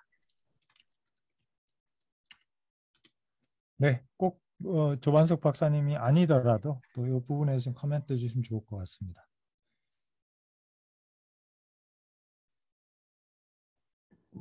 다른 거 하나 질문해도 되겠습니까? 혹시 이 부분에 대해서 잠깐만요. 이제 그 웨슬리 시대와 지금의 이제 시대가 많이 달라졌고, 그 당시에는 이제 초기 자본주의 시대였다면 지금은 이제 후기 자본주의 시대로 많이 달라졌는데, 지금 이제 임경욱 전사님이 얘기하는 것이 비트코인이나 주식과 같은 소위 말하는 금융 경제가 이제 대세주가 되어 있죠. 실물 경제보다 금융 경제가 대세가 되어 있는데, 이런 부분들에 대해서 웨슬리라면 어떻게 얘기할 것 같은가라고 하는 말씀을 하셨는데요. 글쎄요, 뭐 상식적으로 생각해 보면 제가 느끼는 거는 이제 웨슬리의 그 모든 그 경제관이 매우 상식적이다. 성경에 기반한 상식적이다는 생각이 들고, 건전한 상식을 가지고 성경을 읽어보면 이러한 결론을 도출할 수 있겠다라는 생각이 들었어요. 근데 그거는 웨슬리를 폄하하거나 그런 것이 아니라 오히려 성경을 읽어내면서도 그것을 정말 보지 못하고 또 본다고 하더라도 가난한 자들을 향한 하나님의 관심과 경제라고 하는 것, 또 부라고 하는 것이 신앙적으로 어떤 기능을 해야 한다라는 것에 대해서 정말 실천하지 못하는 우리 모두를 정말 부끄럽게 만드는 것이 아닌가. 그러니까 웨슬리 경제관을 쭉 들어보면 이해하지 못할 건 없는데 왜 우리는 이것을 정말 하나님의 경제관으로 인식하고 또 더 나아가서 교회가 실천하고 있지 못할까, 전면적으로. 이런 참 부끄러움을 느끼게 돼요. 그래서 그런 관점에서 또 본다면 오늘날의 금융경제 활동도 얼마든지 이 영성과 일터, 영성과 경제, 영성과 신앙과 금융경제는 구별된 것이 아니라고 보고 우리 삶의 연속성에 있기 때문에 얼마든지 가능하다고 생각을 하고요. 다만 이제 웨슬리가 그 경고한 것처럼 거기에 어떤 부정하거나 투기적이거나 도박적이거나 이러한 요소들이 가미되어서 그것이 우리의 영성적으로 우리에게 해를 끼치고 또 그것이 우리에게 경제적인 위험 요소가 되고 이런 부분들에 대해서는 아마 분명히 경고했을 거라고 생각을 합니다. 그래서 비트코인이나 주식에 대해서 해라마라 하기는 어렵겠지만 그러나 이제 원칙적으로는 투기적 도박, 그러니까 크리스천이 도박을 하지 말아야 한다면 그런 도박에 가까운 투기적인 주식 투자 금융 활동은 당연히 우리가 말려야 되고 자제해야 될 부분이 아닌가 이런 생각을 이제 원론적으로 한번 해보고요. 혹시 이 주제에 대해서 조금 더 멘트 하실 분이 있을까요? 교수님, 조현 교수입니다. 네네, 교수님. 예, 제가 사실 아담 스미스를 이제 수업 시간에 다루면서 이 아담 스미스와 웨슬리가 시대가 같아요. 같은 영국이라는 공간도 있고. 근데 이제 방금 이제 말씀해 주신 조반석 목사님의 말씀을 들으면서 사실 아담 스미스와 웨슬리의 그 노동관, 경제관 부분이 상당히 그 오버랩, 뭐 꼭 일치하진 않지만 오버랩되는 부분이 있다라는 걸 조금 느낀 부분이 있었어요. 다만 이제 비트코인하고 이제 주식과 같은 것을 얘기를 할 때 이제 시대도 달라졌고, 그다음에 뭐 초기와 지금 뭐 21세기 자본주의 형태도 많이 다르지만 이 당시 공유되었던 그 경제관념은 노동이었어요, 노동. 그러니까 그러니까 노동이라는 것이 꼭 그것이 그 상품에 대한 가치로 귀결된다라고 봤던 것이 그 당시 18세기뿐만이 아니고 웨슬리가 있었던 18세기뿐만 아니고 19세기까지 그 이어지는데 이 비트코인이라든가 주식 같은 경우에는 이제 노동이 수반되지 않는 한마디로 교환 가치를 가졌던 그 돈, 화폐 혹은 그에 준하는 이 유가증권 이런 것들이 그 투자 상품으로서의 가치를 가진다. 이거는 지금 어떻게 해석해야 되는가는 또 새로운 관점으로 접근해야 되지 않느냐라는 그런 생각을 좀 조심스럽게 제가 뭐 웨슬리나 신학 전공자가 아니기 때문에 뭐 이렇게 성경적으로 어떻게 봐야 된다라고 말씀을 드릴 수 없습니다만은 노동이 수반되지 않는 상품 그리고 교환 가치였던 그 화폐가 이것이 상품 그 자체로서의 가치를 갖는다는 것이 과연 그 정의로운 그 자본주의 경제 옳은 일이냐라는 거는 조금 고민해 봐야 될 문제인 것 같습니다. 그것을 거스르자는 건 아니고요. 일단은 이제 그런 생각을 먼저 해보게 됩니다.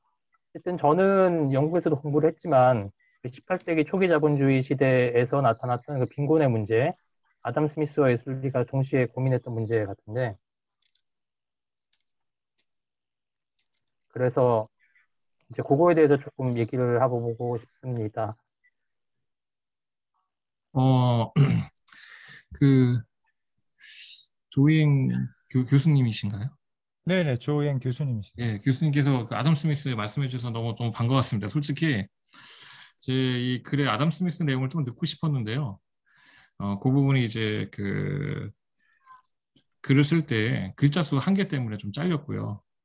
그 중요도에서 좀 이렇게 빠져가지고 뺐는데, 솔직히 제가 기회가 된다면 한번 이렇게 연구해보고 싶은 분야 중에 하나가 웨슬리와 아담 스미스가 동시대 사람이거든요. 솔직히 어떻게 이 경제와 어떤 노동의 문제도 말씀하셨는데 어떻게 그걸 서로 봤는지 어떤 비교 연구도 참 의미 있는 연구가 되겠다라는 생각을 좀 해보게 됐는데, 솔직히 이 연구를 하고 싶어서 어디 연구 프로젝트 프로포저를 넣었다가 떨어졌습니다. 그래서 아직 연구할 수 있는 기회를 잃어버리긴 했습니다.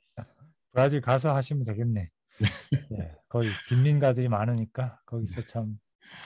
네, 그 조금 전에 마정근 우리 학생께서 좀 질문하기 원하셨는데, 우리 마정근 그 우리 전도사님이시죠. 전도사님은 이제 법학을 전공하시고 지금 한양대 이제 연구 교수로 또 계세요. 그래서 이제 법 쪽에 이제 전문가이신데 말씀 좀 해보시죠. 안녕하세요. 잘 모르지만 궁금한 거 직접 여쭤보면서 배우고자 합니다. 두 가지 질문을 좀 드리고 싶은데요. 지금 이 글을 통해서 봤을 때 웨슬리는 그 주어진 환경 속에서 기독교인들이 취할 경제적 자세를 말씀하는 것 같은데, 궁금한 게 이제 국가의 어떤 경제 행정과 경제 정책 그리고 제도에 대한 어떤 그 웨슬리가 바라보는 입장은 어떤지에 대해서 가장 궁금하고요. 두 번째로는 이제 좀 디테일한 부분인데요. 아까 말씀하신 부분에서 물질적 부의 축적은 웨슬리가 부정적으로 바라보는 반면에 저축에 대해서는 긍정적으로 바라봤는데, 이 두 개가 어떻게 상충되지 않는 부분이 어디까지인지 좀 알고 싶습니다. 그 두 가지에 대해서 질문 드리겠습니다. 감사합니다. 네, 우리 어떻게 조 박사님이 좀 말씀해 주시겠어요? 네, 그 간단하게 그 제 발표에도 언급이 됐지만 그 빈곤의 문제의 원인이 원인 중에 하나가 그런 사회 경제적 상황이라고 했잖아요. 그 사회적 경제적 상황은 어떤 국가의 잘못된 어떤 정책이라든지 어떤 이 부분이 있는데, 이 부분에서 대해서 이제 웨슬리는 충분히 이제 인식을 하고 있었던 것 같은데, 그렇다면 어떻게 그리스도인들이 이 국가나 이런 문제에 어떻게 접근할 것인가, 이 부분에 있어서 웨슬리는 어떤 사회주의적인 방법을 취하지는 않았던 것 같아요. 그러니까 어떤 구조적인 개혁을 위해서 어떤 무력을 사용한다든지 어떤 이런 부분을 말하지는 않은 것 같고, 그리스도인들이 개개인이 자발적으로 어떤 삶의 변화와 적극적인 사회 활동에 참여함으로써 이 문제를 개선해 나가기를 많이 원했던 것으로 제가 많이 이해를 하고 있습니다. 솔직히 제가 이 발표를 하면서 느낀 것점은 이게 단순히 개개인의 경제 활동의 영역일 수도 있지만, 이것이 만약에 이제 어떤 국가적인 또는 어떤 지역적인 그런 어떤 정책이나 이런 거에 관련이 있다면, 웨슬리가 지적한 대로 우리 그리스도인들이 이 부분에 대해서 어떻게 정치적인 참여를 할 것인가, 정책적인 참여를 할 것인가에 대한 것도 우리가 좀 생각해 볼 만한 주제가 아닌가, 그런 생각을 좀 해보고 있고요. 예, 그 저축과 이제 부의 축적, 그러니까 부의 축적은 결국은 저축만 하고, 제가 이야기로는 저축만 하고 나눠주지 않았을 경우에 나타나는 것이 부의 축적이 아닌가 좀 생각이 들어요. 그래서 우리가 모으고 벌고 모아서 우리가 결국은 쓰지 않고 자기 자신을 위해서 계속 모아줄 때 만들어진 게 부의 축적이라는 면에서 볼 때, 웨슬리가 이 부의 축적이 결국 가져오게 되는 어떤 잘못된 부정적인 부분을 말하지 않았나, 그런 생각을 좀 하고 있습니다. 예. 네, 명쾌하게 또 말씀. 네네, 장경 박사님. 그 웨슬리가 초창기에는 개인적으로 가난한 사람들을 돕고 그리고 또 나중에는 메소디스트 전체 조직이 어떻게 그 사람들의 삶이 지속될 수 있도록 도울 것인가라는 부분에 많이 치중을 했다면 그 이후로 갈수록 점점 구조적인 빈곤 문제는 개인적으로나 교회의 노력만으로는 안 된다는 사실을 깨닫고 그 의회 메소디스트들이 힘을 합쳐서 의회에 청원하고 법을 바꾸고 그러면서 그 구조적인 문제를 해결하려는 노력이 후반기로 갈수록 점점 더 강조가 되고 더 많이 일어나는데 특히 웨슬리 사후에 메소디스트들이 의회 청원 운동을 하면서 많은 법을 복지나 그런 사회 그런 구조적인 문제를 개선하기 위한 그런 일들을 많이 하게 됩니다. 블렌드링어랑 이런 분들이 주로 그 부분을 책에서 언급하는 거고요. 그리고 아까 임전도사님 말씀해 주신 대로 그 어떻게 돈을 벌 것인가에 관한 웨슬리의 그 문제도 사실 웨슬리가 많이 다루었는데 할 수 있는 한 많이 벌라, 할 수 있는 한 많이 저축해라 이런 내용을 그냥 짧은 문장으로만 말한 것이 아니고 할 수 있는 한 많이 벌라는 내용에 대해서 뭐 예를 들어서 이제 그 토마스 오던의 그 윤리와 사회에 보면 95페이지부터 보면 할 수 있는 한 많이 벌라 여기에 3가지 표제로 도덕적 제한 사항을 준수하라 이러면서 그 어떤 식으로 벌면 안 된다는 걸 아주 자세히 언급한 부분이 있습니다. 그리고 타인에게 해를 끼치지 말라. 이 기업가들로서 또 아니면 개인적으로서 어떤 방식으로 돈을 버는 것은 피해야 된다 하는 데 대해서 또 설명하고 있고 그 다음에 건전한 관행을 따르라. 이 3가지 표제하에서 그 웨슬리가 어떤 부분을 자세히 설명했는지를 다루고 있거든요. 그래서 이 부분이 직접적으로 뭐 비트코인이라든지 이런 이런 부분하고는 연결 짓기는 힘들 수는 있지만 원칙적으로는 잘 설명이 되는 것 같습니다. 그 토마스 오던의 윤리와 사회 95페이지부터 한번 나중에 참조해 보시면. 네, 참고로 장경 박사님이 번역하셨습니다. 네, 여러분 그 책 꼭 4권짜리인데 꼭 사서 읽어보시기 바라고요. 또 오늘 그 주제에 관해서 내용에 대해서 좀 말씀 안 하신 분들 좀 얘기를 해주셨으면 좋겠습니다.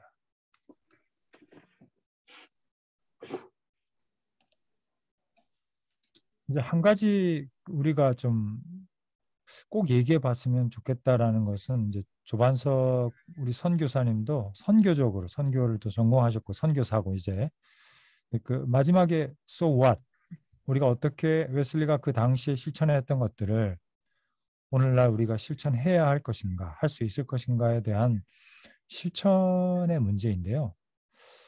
문제를 제기한다면 왜 우리 개신교회는 이러한 가난한 자들에 대한 정말 우리가 과문해서 그럴 수도 있지만 왜 충분하게 그런 참여와 그런 노력과 나눔의 사역이 되어지지 않고 있을까라고 하는 문제의식들 이런 지적도 많이 받고 저도 제가 보기에도 좀 그렇고 이런 부분에 대해서 조금 우리가 얘기가 있었으면 좋겠어요.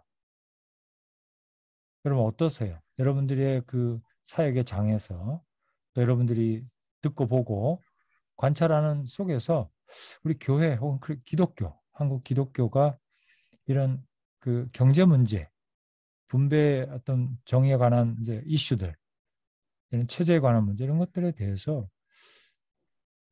어떻게 하고 있는지, 어떻게 안 하고 있는지, 또 어떻게 해야 할 것인지 여러분들의 좀 지혜와 어떤 이런 것들을 좀 들어보고 싶어요. 제가 하나 떠오르는 것이 하나 있는데요. 교회가 너무 부해져서 가진 게 많아져서 생기는 문제가 아닐까라는 생각도 좀 해보게 됩니다. 옛날에 들었던 얘기인데 그 사랑의 교회 초창기 창립 목사님이신 갑자기 목사님 성함이 오카는 목사님. 오카는 목사님. 네, 오카는 목사님 교회를 건축을 하실 때 교회를 너무 예쁘게 건축을 해서 교회를 처음 개척할 때에 멤버였던 어떤 집사님이 목사님을 찾아와서 저는 이제 이 교회를 좀 떠날 떠나야겠습니다라고 목사님께 얘기했을 때 목사님께서 왜 그러신가 물어봤더니 그 집사님이 하신 얘기가 그 집사님은 좀 가난한 빈곤한 그런 어떤 삶을 사셨던 그런 분이셨던 것 같아요. 그러니까 넉넉하진 않은 그런 저는 이 교회와 더 이상 어울리지 않는 것처럼 느껴집니다.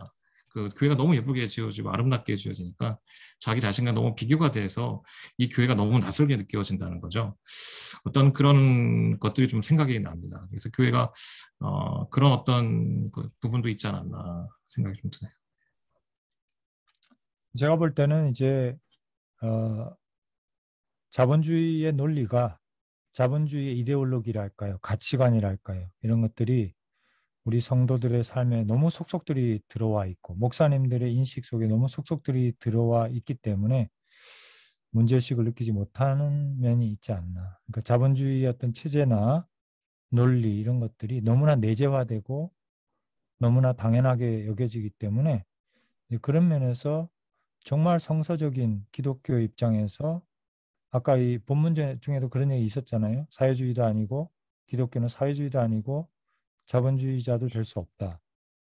그죠? 이런 성경의 어떤 가르침을 따라서 체제 비판하고 체제를 고쳐나가는 좀 이런 인식이 있어야 되는데, 그래서 비판하는 입장에서 보면은 제3세계 그리스도교 연구소 김진호인가요? 그 소장이 주장하는 바는 한국 교회의 성장 곡선과 한국 사회의 산업화, 경제 발전의 곡선이 정확하게 일치한다. 이게 뭘 말하는 거냐? 그래서 그런 우리가 자본주의 이용당한 사람들의 탐심에 엄청 이용당한 측면이 강하다 보고요. 저는 아까 막스 베버의 그 자본주의 정신과 기독교 얘기 나왔지만 저는 그의 분석이 맞는 것 같아요. 일정 부분 자본주의 발전하는 데 있어서는 그 근면하고 하나님 앞에서 부끄럽지 않도록 직업 소명을 가지고 열심히 일하고 이제 이런 것들을 강조한 이런 개신교 윤리가 분명히 있는 것 같은데, 뒤에 가면은 이제 막스 베버가 그런 결론을 내리잖아요. 그러나 자본주의가 성숙한 다음에는 그러한 청교도적 윤리, 신을 두려워하기 때문에 열심히 일하자고 하는 이런 윤리 내팽개쳤다. 그러니까 하나의 도구로서 사용되고 버려진 거예요. 그러니까 저는 그게 정확하게 그 부분은 맞지 않나 생각하고, 우리 그 자본주의에 이용당한 것이 아니냐. 지금도 우리는 우리가 가지고 있는 그런 현세 기복적인 것이 강하다고 하지 않습니까? 그런 것들의 연장선상에서 상당히 우리가 자본주의적인 혹은 이기적인 그런 것들에 상당히 잡혀있기 때문에 우리가 이런 웨슬리가 자꾸 얘기하는 이런 어떤 객관적인 경제를 보는 성서적인 눈을 잃어버리고 자본주의적인 모든 이 양식을 받아들이고 있는 게 아닌가, 이런 얘기를 좀 해보고 싶어요. 예, 많은 목회자들이 오늘 그 발표에서 본 것처럼 그 하나님의 우주적 소유권을 이론적으로 인정하지 않는 사람은 없을 거라고 생각을 합니다. 그렇긴 한데 과연 이제 그 웨슬리의 삶과 같은 삶을 오늘의 목회자들이 살 수 있느냐 했을 때 웨슬리는 어떻게 보면 자신의 가진 것이나 버는 것이 상당히 나중에 그 많았음에도 불구하고 출판이나 여러 가지로 인해서 많았음에도 불구하고 그걸 다 대부분을 기부하고 이렇게 살았는데, 어떻게 보면 뭐 어떤 사람들은 웨슬리는 가족이 나중에 없었기 때문에 그럴 수 있었다고도 생각할 수 있겠지만, 그런 면에서는 조금 그대로 비교하기는 힘든 면이 있긴 하지만, 저는 한편으로는 웨슬리가 그런 물질적인 가치 이상으로 하나님께로부터 받아 누리는 은혜, 그런 것들에 비해서 오늘은 오히려 오늘날의 많은 목회자들이 사실 은혜에서 오는 풍요로움이 점점 축소되면서 오히려 세상을 부러워하고 그런 부를 가지지 못하는 면에서의 상대적 박탈감이나 이런 부분을 목회자들도 더 크게 느끼면서 성도들을 지도하기 이전에 우리 자신이 먼저 은혜에서의 빈곤과 그런 부분을 바라고 그런데 이루지 못하는 부분이 너무 커지지 않았나, 이런 생각이 듭니다. 그래서 웨슬리 같은 경우는 너무나 은혜에 풍요로워서 그 부분에 있어서 사람들이 그렇게 하지 못하는 걸 안타까워하는 그런 마음을 가졌다면, 오히려 지금은 우리의 마음 상태가 그 목회자들의 마음 상태가 이미 그 은혜 충만한 상태가 아닌 것이 가장 문제가 아닌가 싶고, 그런 면에서 성도들을 지도하기 전에 우선 세상의 물질도 풍요롭지 못하면서도 마음에 은혜마저 충만하지 못한 상태가 어떻게 보면 가장 근본적인 성도들을 이끌 수 없는 상태가 된 것이 우선 목회자들부터 문제가 아닌가 하는 그런 생각이 들고, 성도들에게도 그럼에도 불구하고 그런 목회자들뿐만 아니라 성도들 중에도 하나님 앞에 바로 서고자 하는 그런 마음들이 있기 때문에, 그런 면에서 또 오늘 발표한 것처럼 그런 교회로 이끌어 나가는 것이 전혀 불가능한 것은 아니다 하는 또 그런 소망도 갖게 되고, 예, 그렇습니다. 네, 감사합니다. 그런 생각이 들었습니다. 귀한 말씀 감사하고 한 가지만 더 저도 말씀을 이제 드린다면, 이제는 그 한 가지 더 원인, 아까 우리 조반석 박사님이 잘 지적하신 것 같은데, 성과 속에 대한 그릇된, 아직도 어떤 영성하면 수도원적인 영성을 생각하는 그런 잘못된 이분법으로 인해서 교회는 경제 문제를 전혀 터치하지 않고, 그러니까 가르치지 않고, 거기에 개입하지 않고, 언급하지 않고, 그 사역의 장으로 그걸 받아들이지 않는다는 거. 물론 이제 일부 우리가 사회 사업이나 이런 것들을 이제 교회가 유치하고 이렇게 하고 있죠. 좋은 것이라고 생각하지만 그런 점에서 정말 저는 이거는 정말 우리 교회가 좀 잘못된 게 아닌가 하는 생각을 해보고요. 그래서 그 남아공에 그 지난번 영국 갔을 때 컨퍼런스에서, 감리교 신학 컨퍼런스에서 남아공에 그 은퇴하신 목사님 얘기를 제가 가끔 하는데, 그분이 흑백 갈등으로 완전히 흑과 백이, 흑인과 백인이 나눠져 있는 상황 속에서 이분이 그 백인 목사님으로서 교회를 오픈을 했어요. 교회당을 해가지고 빈민들이 들어와서 할 수 있도록 그냥 오픈해버린 거예요. 그렇게 함으로써 상당히 사회적 물의를 일으켰고, 그 사회적인 소셜 그 시스템 자체를 흔드는 그런 이제 일들을 저지르게 됐는데, 그러나 그 결과적으로 그로 인해서 교회가 이런 이데올로기에 사로잡혀 있지 않고 그것을 깰 수 있다라고 하는 것을 보여줄 수 있었고, 그분이 이제 지금은 정말 양측에서 모두 존경받는 선구자적인, 그리고 정말 예언자적인 이런 이제 실천을 한 분으로 간증하는 것을 이제 들었는데요. 우리 한국 교회가 교회 안에 정말 이 웨슬리가 좀 얘기하는 성경적인 어떤 평등과 나눔의 실천이 뭐 사회적인 실천을 떠나서 교회 안에 이루어졌으면 좋겠어요. 그러니까 우리가 교회가 지금 뭐 사회에다 대고 자본주의의 어떤 이기주의, 양극화 막 얘기할 수도 있겠지만, 아마 사회는 그렇게 얘기할 것 같아요. 교회나 잘하세요. 너희나 잘하세요. 그렇게 얘기할 것 같아요. 그러니까 제가 생각하는 거는, 교회 안에서 이게 이루어지면 우리가 얘기하지 않아도 대안적인 삶의 방식이 있다는 걸 보게 될 것 같아요. 그래서 저는 뭐 저도 이런 말 하기가 참 그렇지만, 교회가 좀 더 코이노니아를 좀 더 넓히고, 그 코이노니아에 대한 이해를, 만나서 차 마시는 게 코이노니아가 아니라 삶을 나누고 더 가족적인 그러한 공동체성을 회복함으로써 이 문제에 대한 해법을 우리 교회 안에서 이제 드러낼 수 있지 않겠냐. 그거를 좀 얘기를 해보고 싶어요. 우리 안에서 이것이 되어진다면, 우리 안에서는 가난한 자도 가난하지 않고 부한 자도 부하지 않고, 우리가 아까 지적하신 것처럼 그 부라고 하는 것이 철저하게 사역적으로만 이해될 수 있는, 정당화될 수 있는 이런 것들로서 이게 되어질 때 교회가 힘을 가질 수 있지 않는 해법이 나오지 않겠나, 그런 생각도 좀 해보고 싶습니다. 예, 좀 길어서 죄송합니다. 사회자가 또 여러분들 질문이나 코멘트 해주세요.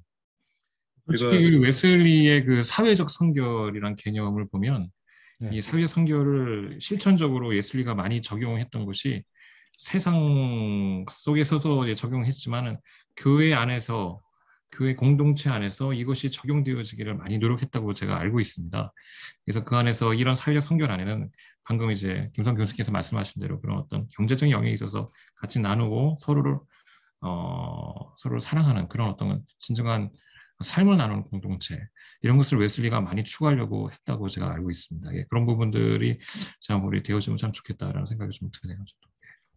네, 감사합니다. 저도 전적으로 동의를 하고요. 오늘 저희들이 이제 우리나라의 그 어떤 교회의 흐름이나 이런 걸 봤을 때는 역사적으로 여러 가지 뭐 그럴 수밖에 없었던 어떤 과정이 있었다고 보거든요.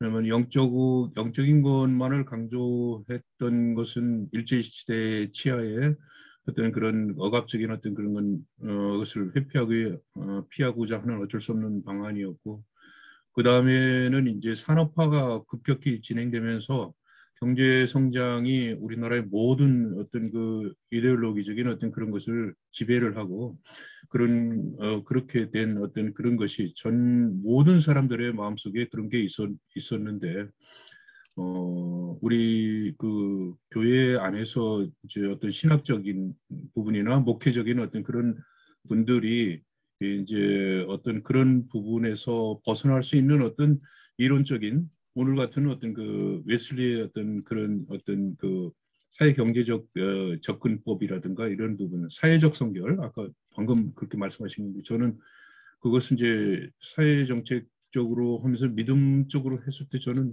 사회적 사랑이라고 이렇게 표현을 하거든요. 그래서 우리 교회에서 목사님들이나 아니면 교회 지도자들이 그 불쌍한 사람들을 이웃을 돕고 이렇게 하는 개인적으로 돕고 하는 것은 우리가 그렇게 잘 하지 않았던 것은 아니었던 것 같고요. 강조도 하고 많이 그렇게 해왔는데 물론 그거보다는 교회를 키우는데 더 힘을 썼지만은 그렇다고 강조를 하지 않은 건 아니었는데 과연 사회적 사랑, 사회적 그 성결 이 부분에 대해서 얼마만큼 인식을 해왔고 또 그 신학적으로 뒷받침을 했고 또 그것을 실천하려고 노력했는지에 대해서는 다른 나라에 비해서 오히려 우리나라는 거기에 대해서 너무 뒤처 있고 그렇지 않았는가 이렇게 생각을 합니다. 그러다 보니까 결국은 아까 말씀하신 그 우리 자본주의 어떤 거기에 어떤 우리가 완전 포섭된 것 같은 어떤 그런 느낌을 가졌는데 오히려 교회 지도자나 어떤 그런 쪽에서 오히려 자본주의의 어떤 그것을 이용하거나 아니면은 그쪽에 스스로 들어가 버리는 어떤 무기력해진 스스로 그런 것을 자초하지 않았나 그런 생각이 듭니다. 그래서 웨슬리의 그 시대에 아까 말씀도 하셨지만 의회주의적인 청원운동이라든가 뭐 이런 부분을 활발하게 했던 것. 그러니까 어떻게 보면은 개인적 사랑이 아니라 제도적 사랑, 사회적 사랑을 실천하기 위해서 그게 제도로서 만들어지는 건데 그러면 제도적으로 만들어지려면은 그 크리스찬이 하나님 뜻에 맞는 제도가 무엇인지 이거에 대해서 해야 되는데 그러면 결국은 공정한 제도, 과도한 불평등을 막아줄 수 있는 제도, 과도한 불평등을 야기하는 제도라면 그것을 좀 개선하기 위한 노력, 그다음에 공정성을 잃은 어떤 제도가 있다면 그것을 피해야 되는, 바꿔야 되는, 그게 하나의 개혁인데 이런 부분에 대해서 크리스찬으로서 교회 지도자로서 그 부분에 대해서 우리 성도들에게 그런 노력을 하도록 이렇게 이끌어주고 이 신학적 그런 뒷받침을 오늘 같은 이런 것을 해주고 그래서 꼭 폭력적인 방법이 아니라 그 정당하고 어떤 사회적 운동 내지는 의회 운동을 통해서 이런 부분을 할 수 있도록 그런 것이 하나님의 뜻에 부합하고 하나님의 제자로서 당연하다라는 어떤 인식을 갖도록 하고 젊은이들에게도 그런 비전을 심어주고 그렇게 해야 되는데 그렇게 했을 때 이게 하나님의 뜻이 이 땅에 이루어지고 그와 더불어서 개인적 사랑이 같이 강조됐을 때 힘 있는 이제 하나님의 뜻에 합한 그런 어떤 삶으로 이어질 수 있다고 생각하는데 우리는 그 제도적인 어떤 그런 부분에 너무 우리는 부족하고 오히려 교회 지도자나 이런 부분들은 그런 것을 추구하는 어떤 그 노력들을 오히려 폄훼하고 공격하고 그것을 방해하거나 아니면은 반대로 이렇게 나가는 그런 모습들을 제 개인적으로는 보고 있습니다. 뭐 이건 옳은 것이 사적인 견해일 수는 있는데 저 개인적으로는 검찰 제도라든가 언론 제도라든가 이것은 과도한 기독권을 허락하는 제도고 이것은 너무 이제는 허용돼서는 안 되는 어떤 그런 제도인데 이런 부분들을 개선하고자 하는 그런 노력들에 대해서 극렬하게 반대하고 공격하는 우리 사회 집단이 우리 크리스찬들의 어떤 부류였다는 거, 그래서 지금도 그렇다는 거, 이런 부분에 대해서 심한 부끄러움을 느끼고 이런 부분에 대한 운동은 오늘 그 장기영 박사님 또 조반석 선생님도 이렇게 말씀해 주신 것처럼 웨슬리 연구소를 중심으로 해서 이런 부분이 정말 하나님 때문에 합당한 제도적 어떤 그 개혁의 길로 갈 수 있는 것, 이것이 하나님의 뜻인 것을 확산시키는 어떤 노력들이 지속적으로 좀 됐으면 하는 오늘 뭐 정말 어떤 강렬한 어떤 그런 마음을 갖게 되었습니다. 감사합니다. 예, 감사합니다. 혹시 우리 중에 이제 밥 시간이 되어서 우리가 우리 그 성과 속을 나누면 안 되듯이 영적인 것과 식사를 나누면 안 되겠죠. 연속성에서 봐야 되는데 말씀 안 하신 분, 우리 박영봉 박사님 좀 말씀 좀 해주세요. 네, 오늘 굉장히 유익한 그러한 강의 들어서 너무너무 좋습니다. 뭐 다른 분들이 좋은 얘기들을 많이 해주셔서 저는 이제 궁금한 거 한 가지 하고 또 웨슬리의 경제관을 오늘날에 그대로 적용할 수 있는 부분 한번 그 부분에 관한 질문을 좀 한번 던지고 싶습니다. 궁금한 것은 논문의 전체 내용 중에서 만약에 웨슬리의 경제관을 복음주의적 경제관이라는 입장에서 관찰한다면 충분히 설득력 있고 납득될 수 있게 받아들일 수 있을 것 같은데 그 결론 부분에 보면 이제 삼위일체적 민주자본주의라는 표현을 이제 마이클 로바 사회철학자 카톨릭인데요. 이렇게 사용하고 또 제일 밑에 부분에 보면 해방자의 자애로움을 갖고 자본주의 실천가, 그리고 자본주의라는 이제 단어가 등장을 하는데 이게 과연 웨슬리의 경제관과 매치될 수 있는가를 다시 한번 좀 묻고 싶고요. 그래서 간단하게 좀 설명을 해주시면 더 좋을 것 같아요. 삼위일체적 민주자본주의 굉장히 흥미로운 단어인 것 같습니다. 두 번째는 웨슬리의 그 재물관이라는 것이 결국은 이제 당시 사회, 가난한 사회에서 부를 축적하던 교회를 향한 그러한 웨슬리의 외침이거든요. 1760년대 이후에, 그러니까 40년대부터 옥스퍼드나 이런 것에 대한 비판들을 해내면서 돈의 사용이 이제 1760년이라고 제가 이제 알고 있는데 그때 가난한 사회에 부유한 교회, 나눔이 없는 부를 축적하는 교회를 향한 그러한 강력한 비판이라고 했을 때 그것이 오늘날의 부유한 사회에서 지금 이제 부유한 교회를 말씀하셨는데 사실은 부유한 교회는 10%도 안 되지요. 실제적으로는 70% 이상이 가난한 교회입니다. 목회자가 최저 생계비도 못 벌고 살아가는 오늘날의 교회에서 일부 부유한 교회를 향해서 하는 그런 비판이 교회 전체를 향한 비판으로서 우리가 받아들여져야 하는가, 이런 부분. 사실은 저의 동료 목사들은 투잡을 실질적으로는 하고 있거든요. 다들 뭐 농사를 짓는다든가 아니면 운전을 한다든가 이런 식으로 이제 하고 있는데 그러한 부분에서 웨슬리가 얘기했던 1760년에 돈의 사용이라는 설교에서 이야기했던 불유한 재물, 그러니까 합법적으로 벌어도 그것이 많이 벌어도 그것을 불유하게 사용하는 것은 이제 불의한 재물이다라는 용어로 이제 활용했던 것 같은데 그러한 것을 그대로 우리가 적용해서 이렇게 일반적으로 이야기할 수 있는가, 이런 부분 좀 한번 듣고 싶습니다. 네, 저도 궁금했어요. 네네. 아까 말한 그 삼위일체적 민주 경제 체제 대해서 말씀해 주셨는데요. 이게 마이클 노바라는 분이 쓰신 책에 나오는 표현이죠.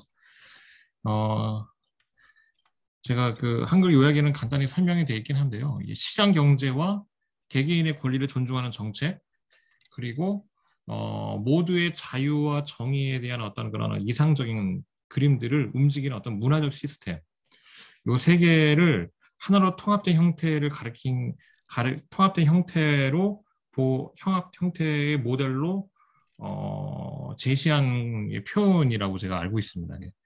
그래서 시장 경제, 개개인의 권리를 존중, 그리고 어떤 모두의 자유와 정의, 이것의 어떤 이상적인 어떤 방향성을 가지고 움직이는 어떤 문화적인 어떤 시스템, 이것이 함께 아우러지는 그런 어떤 시스템이 일단 삼위주적 문화 민주 경제 체제라는 표현인데, 솔직히 이 부분은 제가 좀 이렇게 책을 좀 읽어봐야 될 부분이고요. 이 책을 아니 제가 물어본 것은 경제 체제 부분이 아니라 이제 자본주의라는 단어 때문에 그런 거예요. 자본주의. 네. 자본주의라는 단어가 사실은 네. 웨슬리 시대 초기 이제 자본주의의 발전이 되고 사회주의라는 것은 그 이후에 이제 그 자본주의에 대한 폐해를 지적하면서 등장한 개념으로 저는 알고 있는데, 특히 그 복음의 성서 시대에는 자본주의라는 개념 자체가 없었지요, 사실은. 네. 그래서 경제, 오이코노미아라는 측면에서는 이제 우리가 그러한 경제 활동들을 어떻게 해야 하는지는 이제 우리가 다 수긍하고 저도 충분히 이제 받아들일 수 있는데, 이제 곳곳에 자본주의라는 개념이 등장을 하면서, 자본주의라는 것은 결국은 모든 만물이 자본을 중심으로 움직이는 어떠한 세계관인 거 아닙니까? 그래서 적게 투자해서 가장 큰 이윤을 내는 것이 그들의 목적인데, 이것이 어떻게 복음적인 경제관과 맞아떨어질 수 있는가가 사실은 저의 이제 질문이었던 거죠. 자본주의라는 단어가 여기에 논문에 지금 웨슬리의 경제관에, 복음적 경제관에 어울리는가? 이런 부분에 한번 첫 번째 제가 물어보고 싶었던 것입니다. 네, 네, 그렇군요. 제가 이제 논문에서 그 표현들이 사용된 이유는 자본주의 체제에서 특징되어진 몇 가지 이제 보편적인 어떤 경제관이 있잖아요. 자본주의 시스템 안에 어떤 개인의 자산을 존중해주고 어떤 시장 경제라든지 어떤 자유 경제라든지 이런 시스템을 이런 부분들을 웨슬리의 어떤 경제관과 맞다. 그리고 그 안에서 웨슬리가 이것을 자신의 유익이 아닌 가난한 자를 위해서 이 시스템이 운영되어져야 된다라고 이렇게 그런 표현을 좀 담기 위해서 그런 어떤 용어를 좀 썼다고 이해해 주시면 될 것 같습니다. 그래서 그 용어는 후대에 나온 거지만 그 용어 자체가 갖고 있는 그 개념들이 갖고 있는 어떤 뭐 개인 자산이라든지 어떤 개인 권리라든지 뭐 자유 경제 시스템이나 이런 것들은 그런 어떤 이전에도 있어왔던 그런 과 있어왔다고 생각을 하시면 될 것 같습니다. 오케이, 그 부분에 대해서 저도 한 말씀 올리면, 네. 자본주의라는 말을 웨슬리가 테크니컬하게 쓰지도 않았고, 그리고 또 하나는 자본주의라는 말이 이제 시스템이 여러 가지로 많이 변화되어 왔고, 오늘날 많은 비판을 받고 있는 신자유주의까지도 왔는데, 그런 점에서 보면 제가 볼 때는 이 논문이 좀 자본주의라는 용어를 좀 너무 편하게 쓰고 있지 않나 하는 생각이 들어요. 비판적으로, 비평적으로, 그리고 테크니컬하게 기술적으로 이걸 사용하지 않으면 상당히 오해의 여지가 있다고 보고요. 그래서 쉽게 말해서 오늘날 우리가 살아가고 있는 신자유주의자였느냐, 웨슬리가 절대 아니거든요.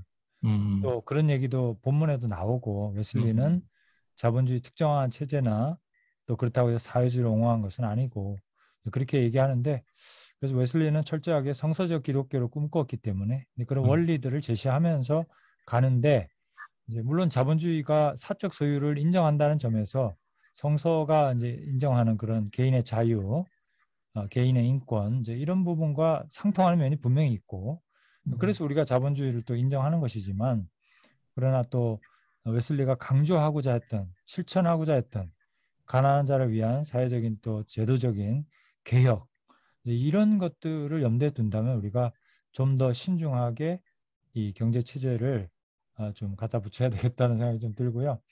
한 가지 아까 우리 이재섭 교수님께서 ESG 경영 이제 말씀하시면서 이렇게 웨슬리와도 연관이 되겠다 얘기했는데, 실제로 그런 연관성을 역사적으로 많이 보더라고요. 어느 책에 보면은 웨슬리가 SR, Socially Responsible Investment, SRI인가요? 그 운동이 이제 시작이 될 때 그 근본적인 바탕이 감리교에서 나왔고, 그리고 존 웨슬리의 경제 사상으로부터 비롯됐다라고 해서 쉽게 말하면 ESG 오늘날 ESG의 그 경영의 족보를 쫓아서 올라가 보면은 거기에는 존 웨슬리가 있다라는 거예요. 그러니까 그런 점에서 굉장히 우리는 뭐 자부심이 느껴지고 우리 웨슬리 선생님은 참 어떻게 옛날 분인데도 이렇게 별로 이렇게 비판할 때가 많지 않는 예, 정말 이렇게 떠들어 이 주제를 가지고 들어가 보면은 그래도 가장 이렇게 현대에도 통용될 수 있는 성경적인 균형 있는 견해를 제시하고 계시구나. 그래서 오늘날 지금 ESG 경영이 결국은 책임 경영이거든요. 사회와 또 환경과 또 그런 사내 어떤 그 종업원들에게 얼마만큼 책임성 있는 경영하느냐라고 하는 것인데 그 원류가 뿌리가 이제 결국은 웨슬리의 감리교 운동에서 있었다라고 하는 것이 또 연구가 되고 하니까 굉장히 참 우리가 웨슬리안한 게 참 좋은 것 같아요. 네. 네. 그래서 참 너무 참 좋다고 생각이 듭니다. 자, 그러면 우리 누군가 한 분이 말씀 안 하신 분이 우리 MDB 학생 중에 멘트 한 번만 해주시고 우리 기도하고 마치도록 그렇게 하겠습니다. 우리 김성진 전사님 또 우리 강민수 전사님, 목사님 그리고 송지훈 우리 강 목사님 들어오셔서 이렇게 인사도 못했는데 한 말씀 해주시고 마칠까요? 우리 모임이 겹쳐가지고 좀 늦게 왔습니다. 죄송합니다. 제가 전체 내용을 잘 못 들어가지고 옆에서 가만히 듣고만 있었습니다. 다음에 좀 일찍 오겠습니다. 네네 감사합니다. 우리 김준규 장로님 들어오셨네요. 우리 장로님 그 마이크 안 켜주셨네. 예, 제가 운전 중이라서 계속 듣고만 있었습니다. 교수님 잘 들었습니다. 네, 웨슬리에 대한 목사님에 대한 귀중한 설교와 또 이런 자료에 대해서 계속 잘 듣고 있습니다. 감사합니다, 교수님. 예, 장로님 또 마침 말. 오성욱 교수님 예. 들어오셨네. 예. 예, 오 교수님 어서 오세요. 우리 오성욱 교수님 또 예, 우리 서울신대 신학 그 교수님이신데 오늘 어떻게 좀 들으셨어요, 우리 대화를? 예, 전반부에 들었습니다. 예. 네네. 예. 그래서 웨슬리의 경제관에 대해서 우리가 이제 배우고 또 토론했는데 오 교수님 한 말씀 좀 해주시고 마치죠. 예, 사실 그 영국 쪽에서 이제 ON이나 아니면은 예를 들어 이제 구세군 같은 케이스는 어떤 그 국가 내지는 어떤 그 교회 자체의 어떤 그 사회복지 정책이나 사회복지적인 어떤 그런 것들을 얘기를 했는데 이제 존 웨슬리 같은 케이스는 그 처치 오브 잉글랜드 안에서 했지 않습니까? 그분은 처치 오브 잉글랜드를 떠나지 않았기 때문에 어떠한 제가 궁금했던 그런 겁니다. 뭐냐면 국가라고 하는 존재를 인정하면서 어떤 경제 활동을 펼쳐나갔다고 한다면 어떤 예를 들어 이제 ON이나 아니면은 그 후대에 있었던 그 구세군이 취했던 그런 국가를 염두에 두지 않고 했던 경제 활동 방식 이런 방식들과는 조금 차이가 있지 않았을까 뭐 이런 생각 좀 해봤습니다. 예. 그러니까 국가라는 처치 오브 잉글랜드라고 하는 국가교회 내지 국가를 인정하면서 경제 활동을 하고 사회복지 정책을 그가 만약에 수립했고 그런 행동을 했다면 그 어떤 존 웨슬리의 어떤 그런 활동 가운데 국가의 존재는 어떤 의미였는가 뭐 이런 문제가 조금 퀘스천 마크 그러니까 어떤 궁금증이 많이 이렇게 생기게 됐습니다. 예, 혹시 그 부분에 대해서 그러면 조반석 박사님 좀 혹시 코멘트 할 게 있을까요? 죄송합니다. 제가 그 마지막 질문 제가 전 질문에 자꾸만 머리 생각이 가가지고 잘 못 들었는데 죄송합니다. 질문이 구세군이나 이제 존 오웬 같은 분들이 어떤 사회복지 활동과 달리 웨슬리는 이제 국가교회, 영국 교회를 인정하면서 그 체제 안에서 시스템 안에서 사회복지를 했는데 그거가 어떤 차이가 있지 않았을까 하는 이런 질문인 것 같아요. 네. 맞죠, 오 박사님? 예, 맞습니다. 국가라는 존재를 인정하면서 했기 때문에 어떤 좀 색깔이 조금 다르지 않았을까라고 하는 그런 질문. 네, 너무 중요한 좋은 질문 해주셔서 너무 감사합니다. 솔직히 제가 그 구세군이라든지 이런 부분 사역에 대해서 아직 제가 잘 모르는 부분이 좀 많아가지고요. 제가 그 부분은 좀 공부를 좀 해야 될 것 같습니다. 죄송합니다.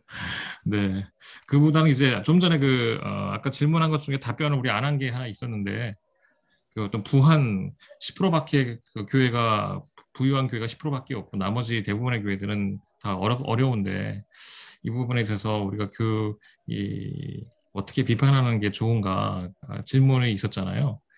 아까 김성환 교수님께서 말씀하신 대로 그 교회 내에서의 이런 어떤 삶을 나누는 이 활동이 저는 그런 큰 교회와 작은 교회, 가진 교회, 없는 교회 안에서 이렇게 넓혀져서 확대되면 참 좋겠다. 그런 마음을 좀 갖고 있습니다. 그래서 이 비판은 어떤 한 개별 교회의 어떤 비판일 수도 있지만 어떤 큰 교회, 어떤 교단이 될 수 있을 것 같고요.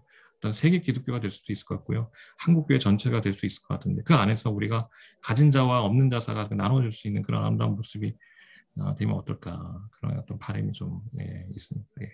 네, 감사합니다. 오승욱 박사님 교수님 말씀하신 부분에 대해서 토머스 매드런이라고 하는 학자가 쓴 논문에 의하면 웨슬리가 당시 초기 자본주의 그다음에 정부 불간섭 정책에 반대해서 경제 위기의 시기에는 정부 주도로 경제 계획이나 통제가 이루어져야 된다는 사실을 강조한 내용을 논문에서 다루는데요. 웨슬리가 그 당시 영국 국교의 주교들과 같은 입장에서 국가를 상대한 건 아닌 건 분명합니다. 왜냐하면 영국 국교의 사제긴 하지만 또 다른 이런 단체를 만들어서 활동한 것 때문에 초창기에는 많은 비판을 받았는데 그런데 후기로 갈수록 점점 영국 국회 안에서도 존중을 받고 존경을 받으면서 그의 의견을 예를 들면 미국 영국 간의 전쟁에서나 노예 제도 문제나 여러 면에서 사회적인 정책에서 웨슬리의 견해를 상당히 존중하는 정치인들이 많이 생겨나면서 웨슬리의 말을 그냥 한 일개 그냥 사제 정도의 말로 듣지는 않았던 것 같아요. 그러면서 웨슬리가 이런 면에서 국가 주도로 나가야 된다는 말에 상당히 정치인들이 많은 영향력을 받고 하면서 나중에 국가의 법을 바꾸는 일에 상당히 이렇게 많은 정치인들이 참여한 걸 봤을 때 그냥 자본주의 이게 신정 국가는 아니기 때문에 그냥 자본주의라고 말하지는 자본주의로 그냥 내버려 두지는 않고 국가가 반드시 개입해서 수정 자본주의처럼 이렇게 바꿔 나가야 된다고 하는 걸 강조한 점에서는 자본주의 자체로 내버려 두지는 않았다. 이런 부분은 분명한 것 같습니다. 감사합니다. 감사합니다. 그냥 일단은 공식적으로 마치고요. 시간 되신 분은 한 5분 더 대화하셔도 좋을 것 같고 이제 마쳐야 될 것 같습니다. 중요한 거는 실천인데 정말 저도 이런 얘기를 이번에 코로나 사태를 맞이하면서 이제 뭐 여기저기 글도 쓰고 막 하는데 우리 교회가 나눔의 어떤 경제, 나눔의 어떤 뭐라 그러죠? 재정적인 전환, 재정 지출의 어떤 시스템이나 방향을 나눔으로 전환하는 것이 지금은 필요하다 이렇게 얘기를 하는데 교회가 어려워서 그런지 아무 답이 없는 메아리예요. 그래서 이게 이렇게 어려운 일인가 하는 생각을 했는데 어쨌든 우리 자신이 이렇게 토양, 우리 자신의 토양, 한국인으로서 또 자본주의 국가에서 살아가면서 이 토양을 극복한다는 게 정말 어려운 일인 것 같다는 생각도 듭니다. 그러나 우리가 개인적으로나 교회적으로나 국가적으로나 이런 체제의 한계, 모순 이런 것들을 이제 복음으로서 극복해 나가는 교회 안에서부터 여러분이 맡은 이 하나의 부서에서부터 경제가 얘기될 수 있는 그런 분위기를 만들고 또 할 수 있는 만큼 나누고 그렇게 됐으면 좋겠는데 지금까지는 경제는 노코멘트 하는 교회로 지금까지 우리가 사역을 해왔고 그런 교회 생활하고 있잖아요. 그러니까 굶는지 어떤 상황인지 전혀 우리가 뭐 뒷감당이 안 되니까요. 사실은 물어보지 않는데 그런 점에서 제가 수업 시간에도 얘기했지만 우리 성결교회도 낮은 자리 교회라든지 이런 교회 보면은 어떻게 하면 성도들을 함께 도울 수 있을까, 굶지 않게 할 수 있을까라는 고민하면서 그 교회 식당을 운영하고 식권제들을 운영해서 누구든지 편안하게 와서 밥은 먹을 수 있도록 이런 하나하나의 노력들이 이제는 교회가 좀 해야 되지 않나 그런 생각을 하게 되는 그런 좋은 발제였습니다. 그래서 이 부분은 또 다음에 기회 되면은 우리 브라질 가셔서 현지에서 좀 연구 많이 하셔가지고 두 번째 발제를 해주시면 굉장히 좋을 것 같아요. 오늘 수고하신 두 분에게 박수 한번 해주시기 바랍니다.